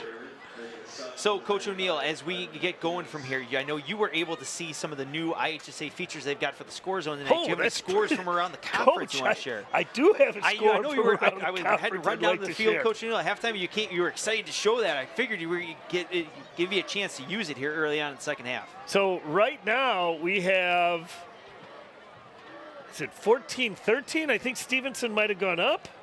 Wallace with the handoff to Weaver, who takes it back off the left side. He gets downhill. That'll be a first down and more for Weaver and the Wildcats. So Mundelein had been beating Stevenson just Warren, earlier. sorry. Excuse me. Mundelein had been beating Warren, and right now it is Mundelein 13. Warren just went up 14-13. Then we've got in the big game, Lake Forest and Stevenson are tied at 14 as in the second quarter. So that's a big game for us right now, too. It is. And so that's where, too, Coach, as we look at some stuff around, it is getting to the time where also, we talk about things like playoff points, our opponents' records, things of that nature here as Wallace lines up for this first down snap. Fake to Weaver. Toss out. Oh, nice little move there. That is to Nick Farmakis. He makes the completion. First completion of the year for him, I believe. And he makes one guy miss and gets out to the 20, pick up about 7. Yep, nice throw. Nice job by Nick Farmakis as we get the look here as with the run after the catch and getting back downhill on that quick little wide receiver screen out there. That'll bring up second down and 4 for the Wildcats. 3 out to the short side of the field for Wallace. Weaver behind him. One tight end over to his left. So as the Cats look over here for the sideline for the call, we see, like you said, 3 into the boundary. Solo tight end up at the top of the field. Be interested to see what Coach Jack and the Cats get dialed up here. So Wallace is going to go ahead and give to Weaver, and he's met right in the backfield immediately, not able to quite get back out to the original line of scrimmage. We just got an update from Coach Woods, John Woods, athletic director, tennis update. That's Lena and Yuki Dolgodowski teamed up to win the #1 doubles title at #2 doubles. Sophia Puker-Tash and Evelyn Pratt win the championship, and the Dakota Olson and Sydney Yu placed second at third doubles in the first day of action down at the Purple Gold Invitational, Bloomington. So congratulations to our varsity girls tennis team. Outstanding. Dakota Olson, also AP Euro alum. As Wallace is set to take the snap, he's looking at his pre-snap read. He's going to go ahead and pitch out to Weaver, try to get him in a little space. Weaver runs out of room. Number 51, Bernard Spencer, is a big body chasing Weaver down. That's going to bring up a 4th and 8 from it's called the 25. Looks like Cats keeping the offense out here on the field for this 4th down 8, kind of in that like right on the fringe of field goal range, not quite there just yet, as we get the clock ticks under 9 minutes here left into the third quarter. Little surprised we didn't have the first offensive group out for one series to start the half. I wonder if their kick return kind of changed that dynamics a little bit. So as we get lined up here for the 4th down, it'll be 3 receivers split out to the bottom of your screen, 1 back tight. There's a nice shot back there, the backfield of Wallace and Weaver there for the Cats. Snap. Wallace is going to go ahead to look for a completion. Screen set up right now. Weaver goes ahead with the, I'm sorry, that's number 83, I think. Was that Vlad? No, that had to have been Weaver. That was 43. Yep. Yes, that's Weaver, 43 there on the screen. And that was a nice job there with Wallace on the screen of being able to put the ball in the spot so that Weaver was back behind the line of scrimmage so that the lineman can get downfield. Good timing there with the screen to kind of address some of that Waukegan pressure that we've seen tonight. Yeah, nice play by Wallace, too. You don't get a backup quarterback. You don't get a lot of practice at the screens, I would guess. Goes ahead and whips it out to Farmakis, who is down to about the 8-yard line. That was a nice throw. He got that out quick. It was. Nice job there by Nick Farmakis. There's a good shot there, Nick, of finding the hole there in the Waukegan defense. Nice ball there by Wallace to put it right on him. They'll bring up 2nd down and short here for the Cats. Snap, low snap, about the 3rd one of the night. He just throws it up in the air. A little dangerous of a throw there, but it comes out okay, better than the sack right now. That'll bring up a 3rd and 3. So with the ball inside the 10-yard line here, 3rd and 3, it'll be interesting to see what the Cats go back. We've seen some screen, we've seen some of that quick throw back, and also been able to see the Cats running game with some of that off-tackle run. And do we have we heard the whistle. The official was looking back at the clock. That's normally a time where they call back in for a timeout. Seeing what's going on, so it's incomplete, so the clock is stopped. Not sure what they were looking for. Wouldn't be surprised to see Weaver off left here. And Wallace is going to go ahead. He's going to get swallowed up. Looks like that was a little design draw. Nowhere to go. That's number 51, Bernard Spencer, on the tackle there by the Bulldogs. Zabin and the field goal team is coming out right now. So. Yep, and that's where, moving in a little bit more, that 25-yard line is kind of a, right there you're looking at a 42-yard kick. That's kind of like right on the edge most of the time. So not surprised to see the Cats come back out here to be able to get the field goal team on. And Coach O'Neill, when I was down on the field on halftime, the wind has died down tremendously from where it was earlier today. During the soccer game today, it was like one of those games where it's a distinct advantage of whether you had the wind at your back or kidding. Going into the wind. It was 1-1 Cats-Giants going into half. Cats were going into the wind, and then the Cats turned it on the second half when they had the wind at their back, scoring 3 Wallace with goals. The hold, and Zabin has the kick up, and it is good from about about 16 yards. So nice kick by Jack right there. That'll put the Cats up 38-8. And we got tell us more about some of the Hall of Fame, Coach. Yep. So also going in this year, Coach O'Neill, to our LHS Athletics Class of Hall of Fame is Coach Paul Blasco. Coach Blasco began his career at Libertyville High School in 1976 when he was hired as a physical education teacher, boys diving coach. He would continue to coach boys diving for 10 years, and then also started the high school boys gymnastics team here at LHS. For the next 20 years, his teams would produce 3 individual state champions, 23 all-state gymnasts, and 2 high school All-Americans. His teams qualified 5 times for the IHSA finals, finishing 3rd in 1993 and 1995. Coach Blasco taught and coached at LHS for over 32 years. Coach Blasco also had a decorated career as a gymnast and as a student athlete, and we want to give a huge shout out to Coach Blasco on his induction tomorrow into our LHS class of LHS Athletics Hall of Fame. Such a cool thing. Had a fun opportunity to be a part of that last year, as I was a very tangential piece of our state championship team, and just to be able to experience that and see the way you guys put that on, it was a very cool thing. All right, so it looks like Zabin is lining up here for the kick. There's a nice shot there, Jack, as he's going to kick from north to south here at the Walter R. Johnson Sports Complex. So Coach O'Neill, let's see if we can get the Cats have some of the coverage stuff kind of cleaned up here a little bit. Last time the Cats had that kickoff, Waukegan was able to take it back to the house for that There's touchdown. Zabin on the kick. Ball's received at about the 7. He's going the same short side as he did before, although this time it is Brown with it. Different Brown, sorry, DJ Brown, not David, and he's swallowed up. Cats have struggled on their kickoff coverage for a few weeks, and it's something that we haven't gotten quite right. And that's something we definitely have to clean up, because those are the kind of special teams plays that can really cost you very deeply. Now, it's obviously not going to hurt the Cats in the grand scoreboard here tonight, but when you get up against some elite competition, you really can't afford to be missing those. Correct, Coach O'Neill, and that's why, one of the things is special teams is I know the Cats spend a lot of time with the special team unit because it is a huge part of the game. Like, those special teams plays do make a difference over the course of the game and can definitely be alter and big momentum changes as well, too. All right, so Waukegan will take over at about their 27, it looks like. Looks like Grady is still in the backfield. They're packed in a little bit to the left here. And there's that pin and pull, Coach O'Neill. Sorry for talking over you on that one from there. There's a pin and pull we saw a lot of. That was like kind of the staple of the Waukegan rushing attack here. They had some success at the end of the first half of getting the ball to run down before the clock kind of ran out from there. So no surprise to see Waukegan kind of go back to that concept. That field goal drive was 35 yards, a nice mix of run and pass of Weaver and a few passes from Wallace get mixed in there. Took 435 to cover 65 yards in 10 plays and ended up with a Zabin field goal to put the Cats up 38-8. So it's 2nd down and 10 here now for the Bulldogs. As they get lined up, as we see the little back in the action. So snap and the give is once again to Brown, and he is met by a whole host of Cats right.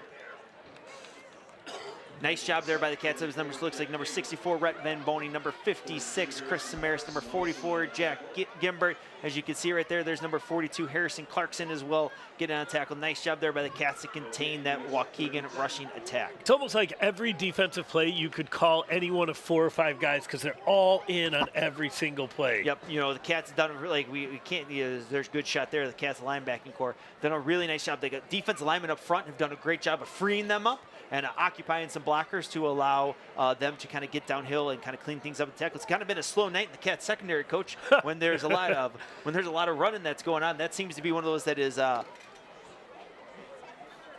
sorry for a second, Coach O'Neill. I might jump right back over. The ball is up, and he's got a man deep, and that ball is complete to Brown. Nice catch right there. Oh, no, they're saying no, it hit the ground. The coverage was there. Nice job by the Cats, but they were going back to that back shoulder once again. And Brown not able to come up with this one. It hit the ground. Looked like Tommy Bunick was on the coverage, as well as Matthew Liu was over there also. So nice job. 4th and 10 deep in their territory now for the Bulldogs. Yeah, sorry for the timeout there, Coach O'Neill. Had a quick just kind of update. Again, wanted to make sure we got those tennis results put in here for the broadcast. We just gotten those in, kind of hot off the press, coming out from the action that was finished up down at Bloomington. So the Bulldogs will punt, but once again, so look, they only have one guy back now, so they can have another guy on the line. And that ball is bobbled, and he is under a lot of pressure now. He's going to be sealed up. I don't think that was designed in any way. Cats just brought a lot of heat, only had one guy deep, had another guy on the line to contain everything, and there's a special teams adjustment. Yep, nice job there by the Cats. If you kind of going in at halftime and knowing that the Waukegan punt has done a lot of different things tonight and presented some challenges for the Cats. So nice adjustment there by Coach Budge and defensive staff to kind of help shore some of those things up. So no score change in our Lake Forest-Stevenson game or in our Mundelein-Warren game right now. So Cats will take over on a short field. Wallace once again in there. It looks like Waldorf is in the backfield right now. That's number 88, Logan Tafel. Oh, sorry, Coach. Thank you. I couldn't see a number. I was just going on size. I knew. So there's a nice run off tackle there to make it a first down there for the Cats. Don't see a lot of the 88s in the backfield these No, you days. don't. Nice Coach. job there. Good job with the down blocks by the Cats offensive line. Nice block there by Nick Farmakis with his stalk out there on the edge. And a good run there to bring up a first down and goal for the Cats. Michael Wiley on a nice block out there also, another downfield block. And that looked like Langfeld coming down and getting that blitzing backer across too. So Wallace has a chance to set up another scoring drive here. The give is to Trudelar. That is stopped up, although nice down block there. Number 81, that's Chulo again, opens up a hole for Trudelar. That's Tafel. Tafel. Sorry, buddy.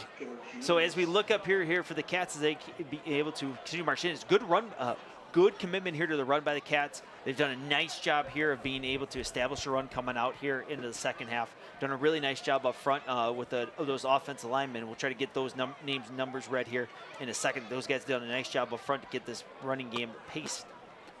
So Tafel gets met immediately when he gets the ball, but is still able to drag a Bulldog for a few yards. Yep, and while we get a chance, to see here. Unfortunately, we have an injury down the field as we go for our replay. And as we're talking about running the football, Coach O'Neill, let's talk about our next LHS Athletics Hall of Fame class inductee, Kevin Fontana, who was my classmate.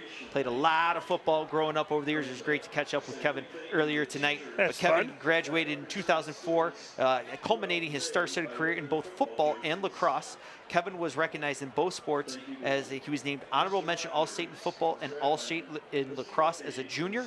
As a senior, he was named the Daily Herald of All-Area team for the second time and All-Conference for the second time in both sports.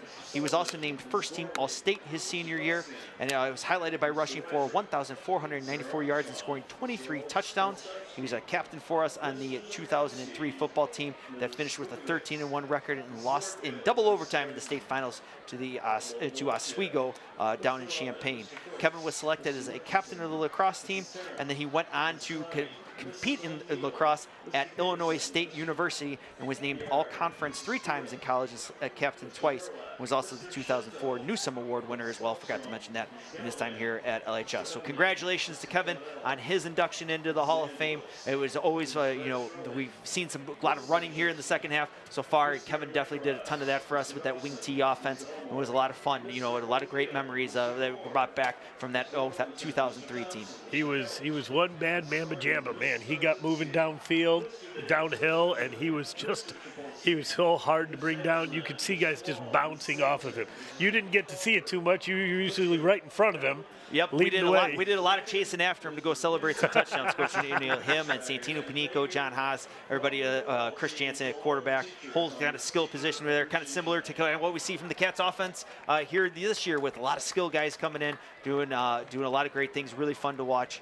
As we kind of have that break, that year, the one that stands out for me from 2003 necessarily isn't the state championship game. I might say that might be because the loss, it really was that semifinal game against a Prospect, the 2-time defending state champions. It was actually the third year that the IHSA had expanded out into 8 classes. So Class 7A was new at the time. Prospect had won 2 years in a row, and they came in here to the Walter R. Johnson Sports Complex, kind of put it on them a little bit for a 27-0 victory to kind of send us down to state. That was a pretty cool night, Coach. Good memories all around. I remember watching that game, and as it kept on going, everybody's like, well, wait a second, Prospects got something. Like, what's going to happen? What are they pulling out? And just kept on pulling and kept on churning out those yards. And I remember it was a very classic Coach J drive. It was the first drive of the second quarter, one of the first drives late in the second quarter. I think it took 28 minutes and 3 hours and just churned it out. And just like that was a nail in the coffin for him.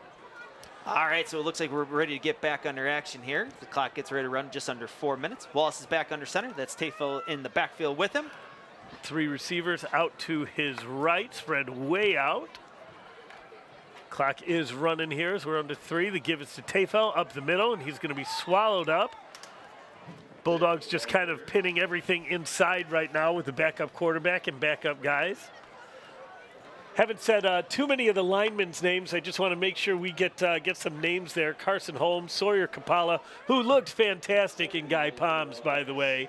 RVB, Andrew Langfeld, we've said a couple times. Mac Frazen, obviously, star of the show on a whole bunch of different levels today.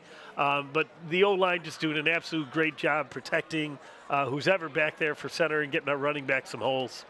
Yep, and that's really, Coach, like we talked about in the broadcast, one of been the big keys this year so far for the Cats. We've highlighted the Waukegan pressure tonight. Cats have done some nice adjustments. Really hasn't slowed anything back down.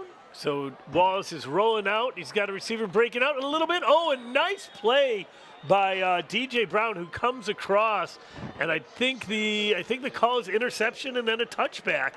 Walls tried to make something happen on the run, tried to get it over, and Brown was able to break on the ball and go ahead and get that. And the Cats are going to come away with nothing there.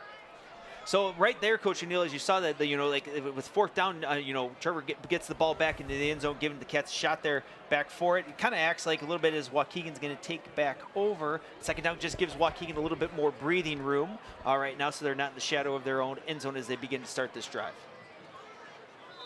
So some more guys getting on the field here. Winwysakovich getting on. And that looks like Ryan Faez, who's at corner spot also.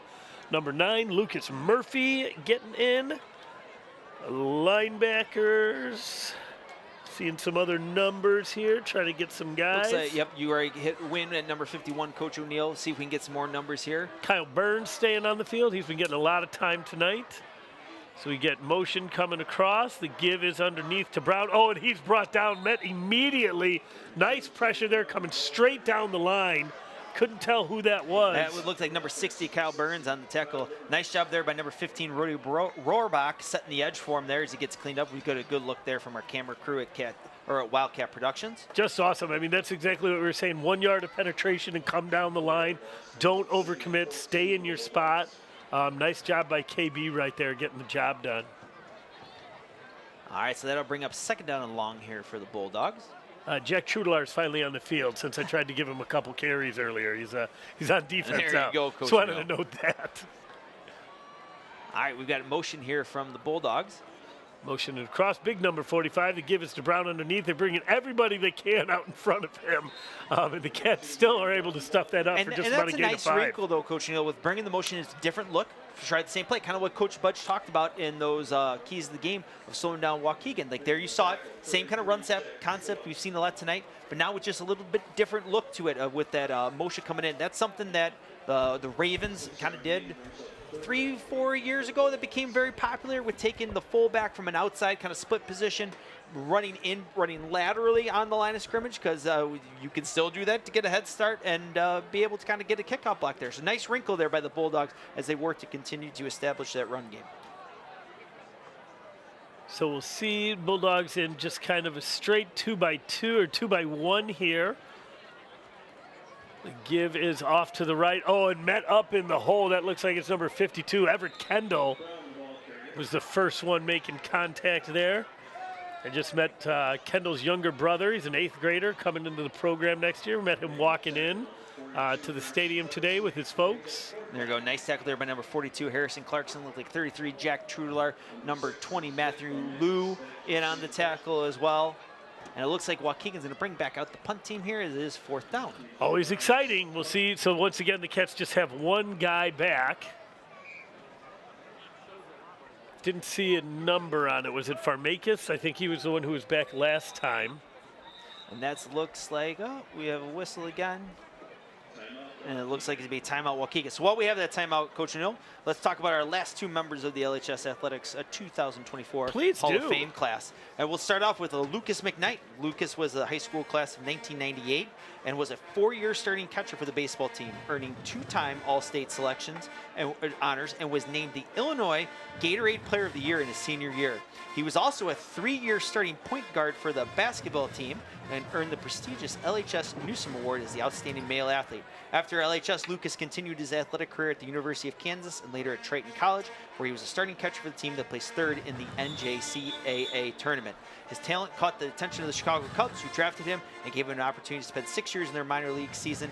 And after that, he transitioned into his scouting and eventually earning a spot in the Cubs front office as an assistant scouting director. Awesome. And friend of the program, of the baseball program. So the Bulldogs back to punt. This is the first actual punt-looking punt.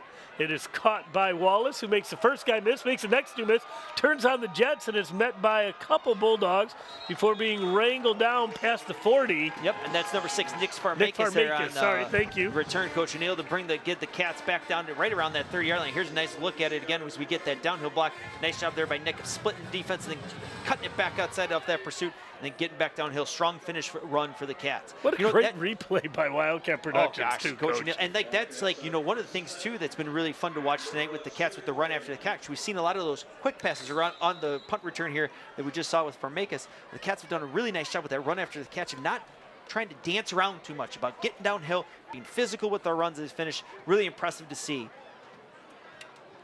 All right, so Wallace is now behind center still.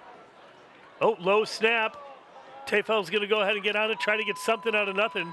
He's going to pick up maybe 2 or save maybe 2 from the loss. Still going to be a loss of about 8, it looks like.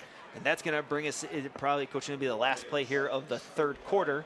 So as we head to the fourth quarter, Coach, I don't want to, there we see a nice replay from Wildcat Productions. I said we'd talk a little bit about how it's just playoffs, things that go. I kind of don't want to put the cart before the horse a little bit, but we'll maybe get a chance to kind of take a peek, look ahead at that to kind of see just how it gets set up here for the state, because that is always one of the questions, like, oh, the Wildcats are last year we were a 6A team. Oh, you're going to be a 6A team again or not. But really the way it works at the IHSA is that they set a field of 256 first. So across the state, the 256 teams that qualify for the playoffs set first, and then the class identification based on school size is broken up from that class. So it's just the first 32 are 8A, next 32 are 7A. Yep. So it does kind of fluctuate right now. I know kind of peeking ahead a little bit at that 6A playoff outlook that the IHSA puts out each week. The Cats are the biggest team or biggest school in 6A right now. Interesting. And we also talk about, when it comes to seeding, things called playoff points. So those are the records of our opponents. Like when it comes to our conference schools, there's a set amount of points that's going to happen. You're going to get regardless, one way or the other, when it comes to your playoff points. It's really those non-conference games that's really come in. And, Richards is 4-1 on the season. Lamont is 3-2. So all those victories by the Bulldogs and by Lamont really help the Wildcats as well to get a better seed as we start looking towards the playoffs. All right, so we start the fourth quarter here. It's 2nd and long. Wallace is going to roll out to his right. He's looking to find that underneath, trying to get back out to the original line of scrimmage. Oh, nice catch. I think they're calling it incomplete. I think he was out of bounds. Oh, no, I think they're going to give it to him, Coach O'Neill. Oh, yeah, look at that. The there block is coming up. It looked like the ref waved it off. My apologies. Excellent. Didn't see who that was complete to, Coach. Completed number 18, Ben Ratner, Coach O'Neill. Nice. That's a second catch today for Ratner. Love to see him taking advantage of getting his wide receiver reps. All right, so that'll bring up a 3rd down and 11 here for the Cats. Michael Wiley also out there in the second receiver in the number 2. 3rd and 10. Wallace resets. Gets another call in from Coach Ori.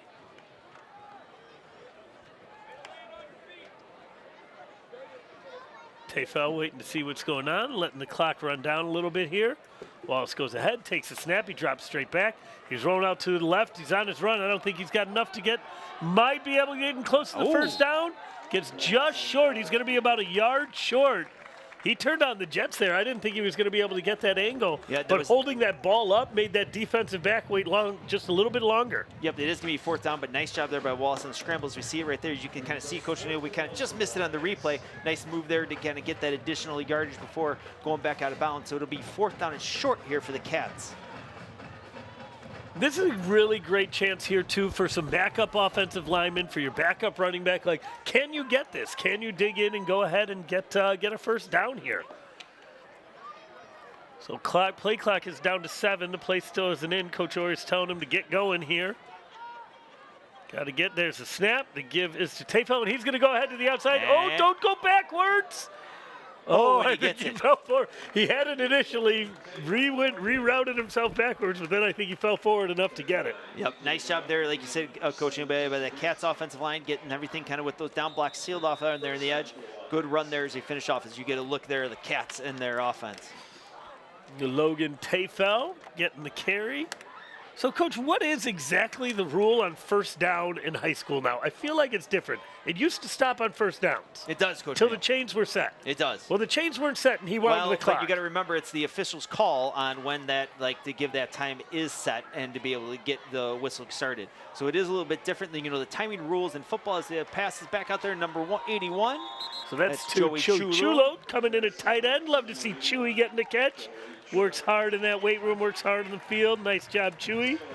And that's where, Coach Neal, like you said, the between the different levels of football, that is, the timing does change a little bit on each one's. In the NFL now, if you watch that game, things are, forward progress is stopped in bounds. The give is to Tafel, who makes a nice cut, follows blockers, then makes a nice cut upfield to get it down inside the 5 at about the 4. Yeah, that you'll see even times when people are going out of bounds, if forward progress is stopped in bounds, the clock stays running, and it's up to the official. It is ultimately their discretion. It's their game. Right back on the field. Tafel's going to go ahead, and he's going to punt it in for a touchdown. Nice job. Love to see that.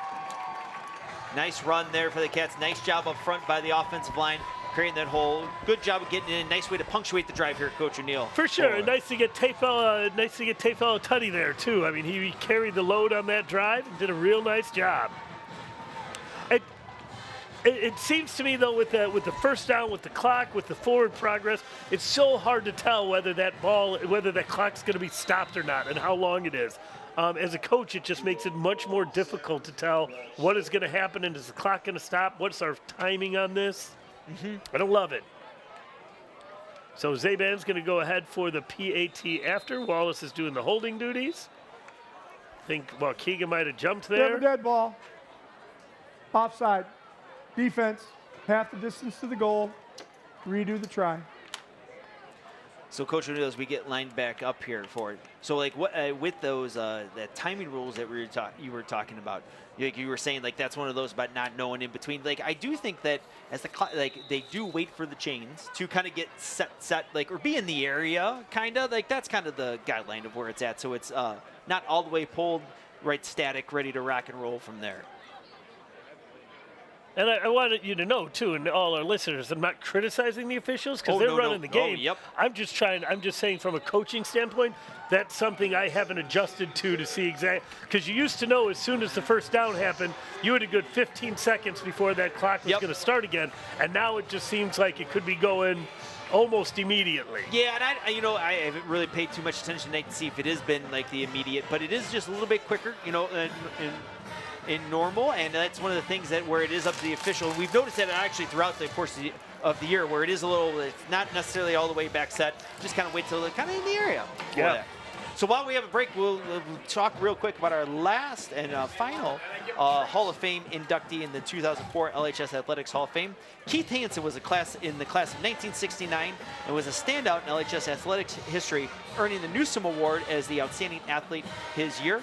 He was a versatile and dedicated competitor who excelled in football, basketball, track, and baseball. He was all-conference and all-county in both football and basketball, participating in all these sports over 4 years, as well as in serving as a key player on the court and on the field. So congratulations, Keith Hansen, on his induction into the LHS Athletics Hall of Fame.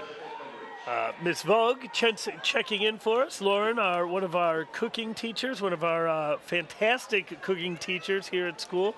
She's watching the live stream.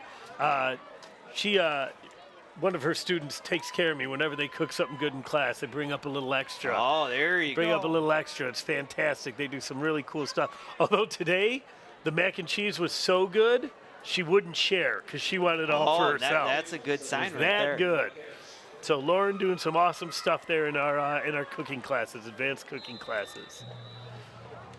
So this is, I think, Ben doing that is Zabin doing the kicking duty. Oh, and that kick was going to be a little short, but I think we got an offsides on the Cats on the kick.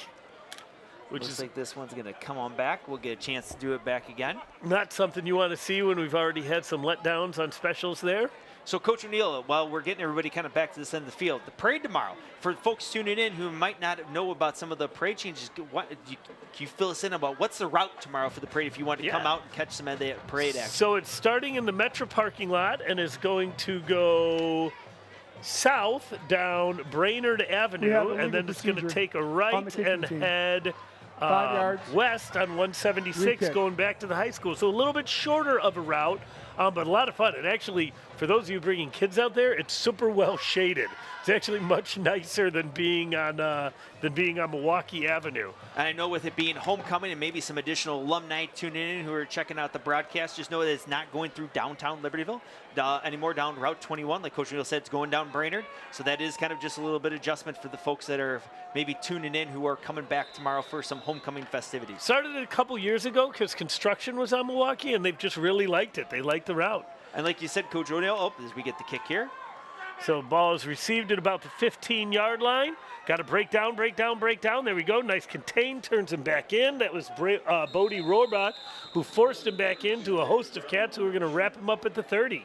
You know, Coach Neal, like you were talking about with the construction that kind of moved that route a year or two ago, one of the things that's really nice about it is really kind of a tighter, like it's a little more intimate of a feel coming in, and especially like with little ones coming through. I know there's not going to be a lack of candy for that sure is getting passed out tomorrow. That's a highlight of the year. That's a circle calendar date in our household. I was coaching in October between Halloween and trick or treating and the homecoming parade. You can get enough candy to last the whole year. In fact, I think we still got stuff in buckets at the Davis house that has been from last October. Well, it's got to get us to the Libertyville Days parade. That's where it's got to get us to. Yep. And then that's got to stretch out till now. So the ball is snapped back. That's once again to Brown, and he is not letting up. That guy has been carrying the ball, been pounding the ball as much as he can, and he is not slowing down. That's number 55, Carson Holmes, on the stop, along with number 9, Lucas Murphy, coming in for the Cats. The scoring drive for the Cats was 2 minutes and 33 seconds, 34 yards in 7 plays, 6 runs, 1 pass, and was finished with a touchdown run from Logan Tafel from a few yards out. Wallace engineered a nice drive there. So nice job by the Cats, and we are down under 9 minutes here to go. So, Coach O'Neill, are you able to pull up that score zone, give us some more action across the NSC? Oh, as we fumble there on the ground, and it looks like the Cats have recovered on that. Let's see if we can see where it is. That is number 34, Dylan Doty, up there on the fumble recovery. Nice job there by the Cats defense, and that'll be a turnover, and the Cats take over on the Waukegan 30-yard line. So it looks like we have Lake Forest is leading 21-14 over Stevenson still with 2 minutes left in the second quarter. I don't feel like that one's updated in a little while, Coach. And the Warren Mundelein score still says 14-13 at half right now. So 2 games that obviously are interesting for the Cats and for our playoff points and for the conference. So this one, if the Cats are able to score here, Coach, this would get us to running clock, correct? It would, Coach O'Neill. And then that would not take effect here until Waukegan would get possession after. But Wallace is back here to pass. Nice completion to number 85, Mitchell Wiley. So nice job by Wiley. Love to see him getting the ball.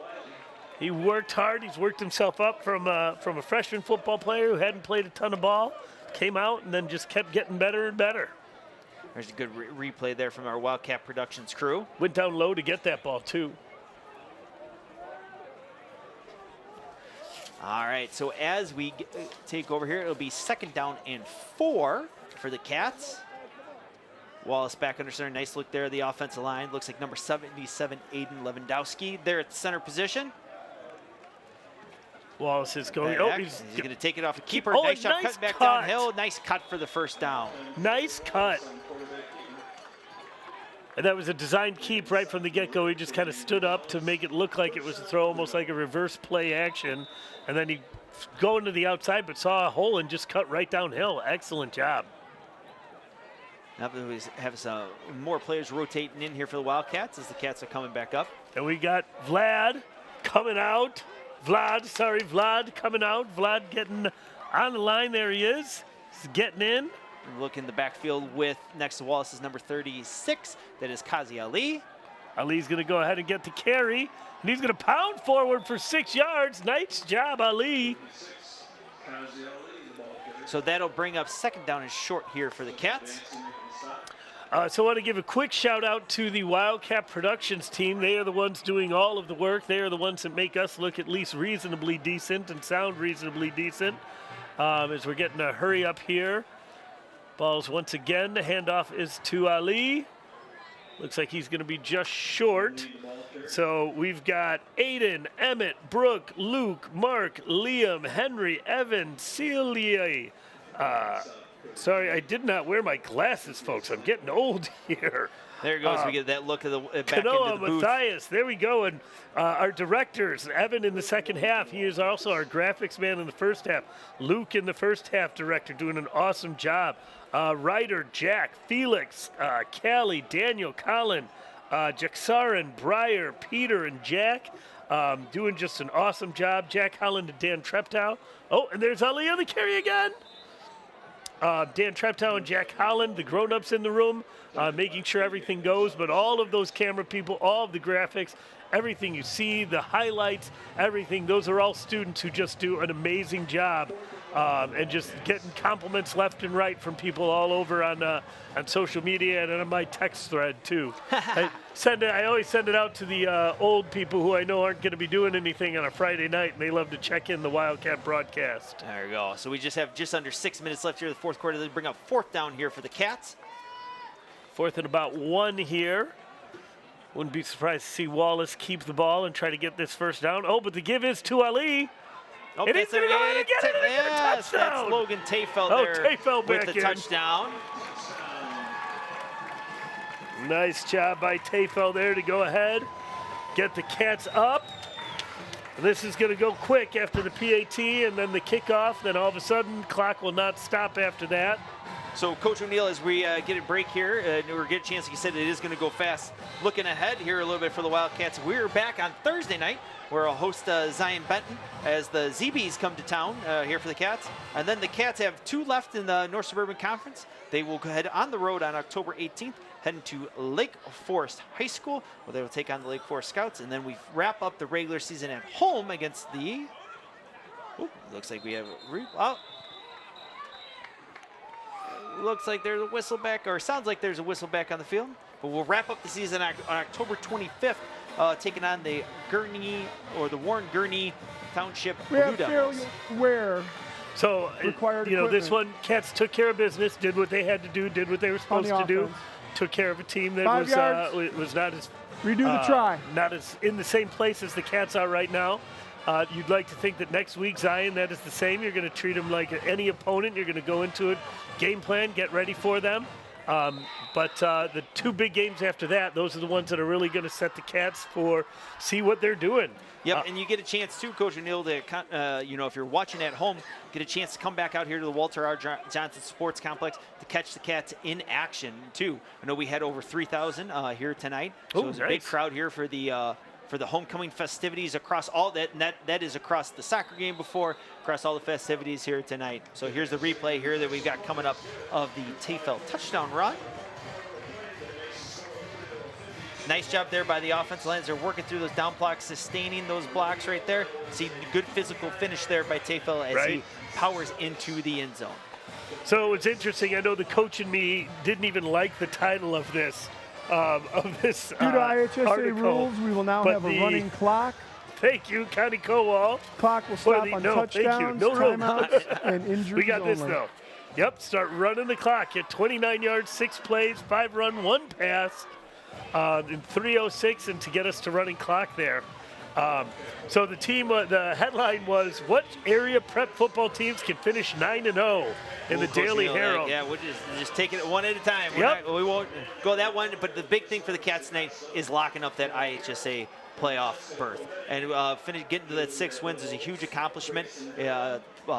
Football is the one sport where not every team makes it into the IHSA postseason. There's only those 256. So hats off to the Cats and their accomplishment of making it into the playoffs and qualifying tonight with the victory. And something Coach Ori said, and he's told this to me a couple times talking to him, and nice enough to spend some time with me during the week. They were tired of being 5-4. Tired of being 5-4, squeaking into the playoffs and getting a number 1 or number 2 seed, and then just getting their hats handed to them after a long road trip to get there. And so getting to that 6 win and looking forward and seeing what else they can do. The Cats are really they're on a mission this season, and they're doing some really good things. So that looks like It looks like Tafel, who's kicking, said, I scored, now I want to kick. So Tefel goes ahead and pops the ball all the way down to the 5. Nice kick there. Oh, the first guy down, number 22, was Zach Bennett, and he turned the Bulldog back into a host of Cats. So now the clock should just be running, and like you said, it's going to go quick. So, Coach O'Neill, coming back up, so we're going to be back in action here on Thursday. What are some things you're going to look for coming out of this game as the Cats get ready to take on Zion? Well, I think we've got to clean up on special teams. I think seeing on our punt return, our kickoff, we can't have those letdowns against a Zion team that's going to have some tremendous athletes, and they'll be looking to take advantage of that. That'll be the one thing that I'm looking for. The other is, how does our offensive line and how does the scheme account for twists in those blitzes? We saw that pressure early, and those are going to be some things I'd like to see us adjust to. And that'll be as we see the Cats defense here again with that relentless pursuit. Uh-oh. Oh, nice run. That's trouble. We've got pursuing right now number Bryce Mirabella, and he's fast enough to do it. It looks like that flag might be for a face mask. They'll tack on some additional yardage here. So guys getting a little excited over pursuing a little bit. Some guys who are getting into the game for the first time here. We have a personal foul. Face mask. Shane Pfister getting into the game. On the defense. 15 yards added to the end of the run. First Eli down. Swanson getting in at some defensive back there. So had him beat, but, Brown is just not easy to bring down. He's a tough runner, and these guys were just able to, or he was just able to keep getting outside. So, Coach O'Neill, as we keep going back from here, one of the things, too, that'll be interesting to see, the Cats' defense has been able to kind of neutralize like opposing offense's #1 running play. So, for me, that'll be something that'll be interesting to see as we go to the Zion. Is each team every week presents a different challenge, a unique challenge, see if the Cats can continue to do that and kind of like as we talked about earlier, kind of make teams a little more one-dimensional, or at least go to your second or third option. Second or third option. And not necessarily that bread and butter play. Nice job there. Excellent contain. Win Wysakovich contain and then makes the tackle. That's a really, really nice play. Carson Holmes also getting some time on defense out there, coming in. So, Coach, what do you do on the offensive line if you're struggling with those twists and those blitzes? How do you adjust for that, especially on a short week? You only have a few days. So I think one of the things is obviously is is the reps that you get with practice on it. But the other piece to it too is the most generally when it comes to picking up a twist, that the most dangerous guy is the first guy, is because everybody gets fixated on trying to pick up the twist and pick up the second guy on the twister, that the first person through is normally the one that gets cut loose, and that's where a lot of times you might see a 2-on-1 situation. So it's sealing the first person and then making sure that you... We have a personal foul. Face mask on the defense. 15 yards. Results of first down. So comes through really hard and just tries to grab on. Oh, previous and he spot. did for sure grab onto that. He wasn't trying to grab on the face mask. That's not what I meant. And he right there knew he did something wrong and apologized to the Waukegan Bulldog. He was just coming through so fast, was trying to grab on whatever he could. But you're not allowed to grab that face mask. No, they discourage that. Yep.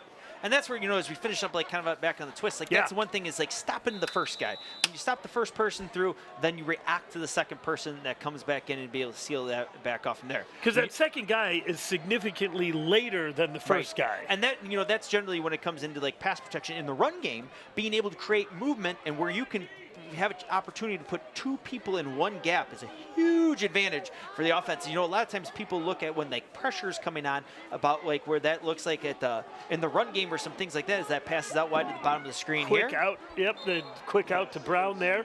That's only, I think, the third time we've had Grady to Brown hook up, and that was the big threat that they had.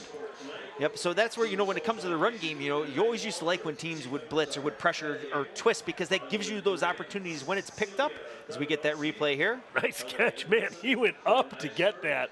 Nice job by Nick Tyler to kind of contain that, not let him go anywhere. Yep, and that's something we've seen across all the Cats here tonight. They're doing a nice job of getting everything turned back inside to their help into the rest of their guys coming in their pursuit. All right, so we got about a minute left here on the clock as Waukegan lines up for the snap. The give is to Brown again. Why not? A nice wrap up right there. It is. That's number 9, Lucas Murphy, looks on the tackle. Nice job there by Lucas. Mr. Fischel on the public address announcement confirms for me. Always nice. I'm never sure, and then I hear him, and then I'm like, all right, I know, I got that right. So down, like you said, under a minute. Should be about the last play here, I would imagine. Cats want to keep them out of the end zone here so we don't have to go through that whole rigmarole as we end the game. So yeah, short week, quick week here for the Cats. Snap is up. The ball is thrown up in the air, going up for number nice one. catch. And Brown, nice catch. He's going to go ahead and hold that for a great touchdown. catch. Wow, good, I mean, good defense there by the coverage Cats. was there. Great Atticus Sutter coverage. was there. That was a nice pass, nice catch there. We've seen a couple big plays from that with Waukegan tonight. Coach O'Neill with there, like you mentioned, like the Coach Budge identified that as one of the keys earlier. We haven't seen a ton of Cats have been able to keep the Waukegan offense under wraps a little bit. Yeah, as we see from there with the pressure coming in from the Cats. And the Green's able to coverage get is that there. ball He's right just on out. him. Yeah. But that's just a tremendous athletic play there. Do they kick the PAT here, even though time has expired? There's 24 seconds. It sorry. stops on Stops scores. on the score. That's right. Still stops on scores. So short week coming up here before we go back against the ZBs because of the holiday on Friday, and so we're playing on Thursday. Quick turnaround. So the Cats will have to figure out what they're going to do, some of those adjustments they're going to make. Also have to make sure they're healthy. We did see a couple guys come off the field, a couple guys getting treatment. Now it's also a lot easier to pull guys when you're up by 3 scores in the first quarter. Much quicker to pull them. Much easier to pull them. And that's like, to Coach O'Neill, as we finish up with the 6th game, we're 2/3 of the way here through the season with 3 games left during the regular season. And that's, like one of those, like things do pile up just as in any sport. As things come up here, it looks like Zion's going to go for that 2-point conversion. I'm sorry, Waukegan's going to go for the 2-point conversion. Is that what we were just talking about next Zion, week? we throw everything off. So that's where, when the ZBs come into town, normally, typically from Zion, we see like a spread offense. We see a similar defense with that 3-3 stack. So that, like you said, as we were talking earlier about some of the ways of the things for Cats to work on, it'll be important to kind of shore some of that up because you're going to see a similar defensive scheme. Yeah, and for sure they're going to watch the tape on this. Zion's going to watch the tape and say, all right, we can do that. Like, it's the same thing. Let's bring our pressure. Let's bring our heat and see what we can do. See if we can't take advantage of that. So the Waukegan drive was 82 yards and 5 plays. A couple big plays there in 2:45. As now we'll have to get the kickoff and then probably one play. I'd imagine we'd send Wallace out to take a knee after the kickoff. Yep, and then with 24 seconds left here, Coach O'Neill, we just want to reiterate and wish everybody a happy homecoming. There was a lot of excitement across the school today as we had the assembly here this afternoon. Got to recognize a bunch of different groups as part of the homecoming festivities, and wish everybody a safe and happy homecoming tomorrow. Hey, I forgot to announce the varsity cheer team, too. Coach Vance was nice enough to send this to me. So we've got Mel Carroll, Francesca Crevetti, Julia Devereaux, Grayson Derma, Maggie Fabsick, Devin Gordon, Autumn Grinter, Max Holland, Adler Litton, Jordan Murphy. Yay, Jordan Murphy, she keeps my kids alive. Caitlin Rojas, Talia Solomon, Gavin Sienna, AP Euro Kid, Peyton Soling, Kate Tweck, Olivia Van Hersley, Avery Wells, and then our captains, Parker Lester, Scarlett Meyer, and Morgan Short. All just absolutely great kids. And sorry I meant to read your names earlier, but I'm glad you stayed tuned for the whole broadcast when you were rewatching, so you could hear yourself on here.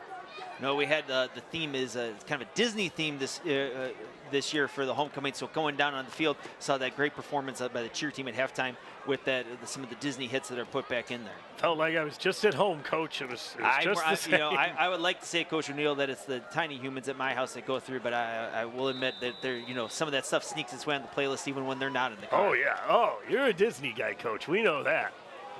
That ball is going to be caught and knelt down. Good heads-up play. Nice Number catch there by number 55, Carson Holmes. You don't hear that catching kickoffs all that often.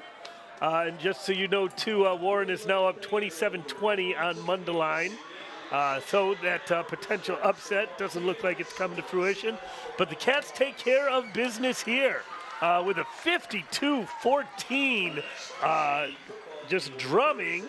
And thank you, Connie Kowal. Wishes everybody a happy homecoming, as does Coach Davis and everybody at Wildcat Productions. So on behalf of everybody, have a great homecoming. Be safe. Have fun. This is Kevin O'Neill saying we'll see you Thursday against the ZBs.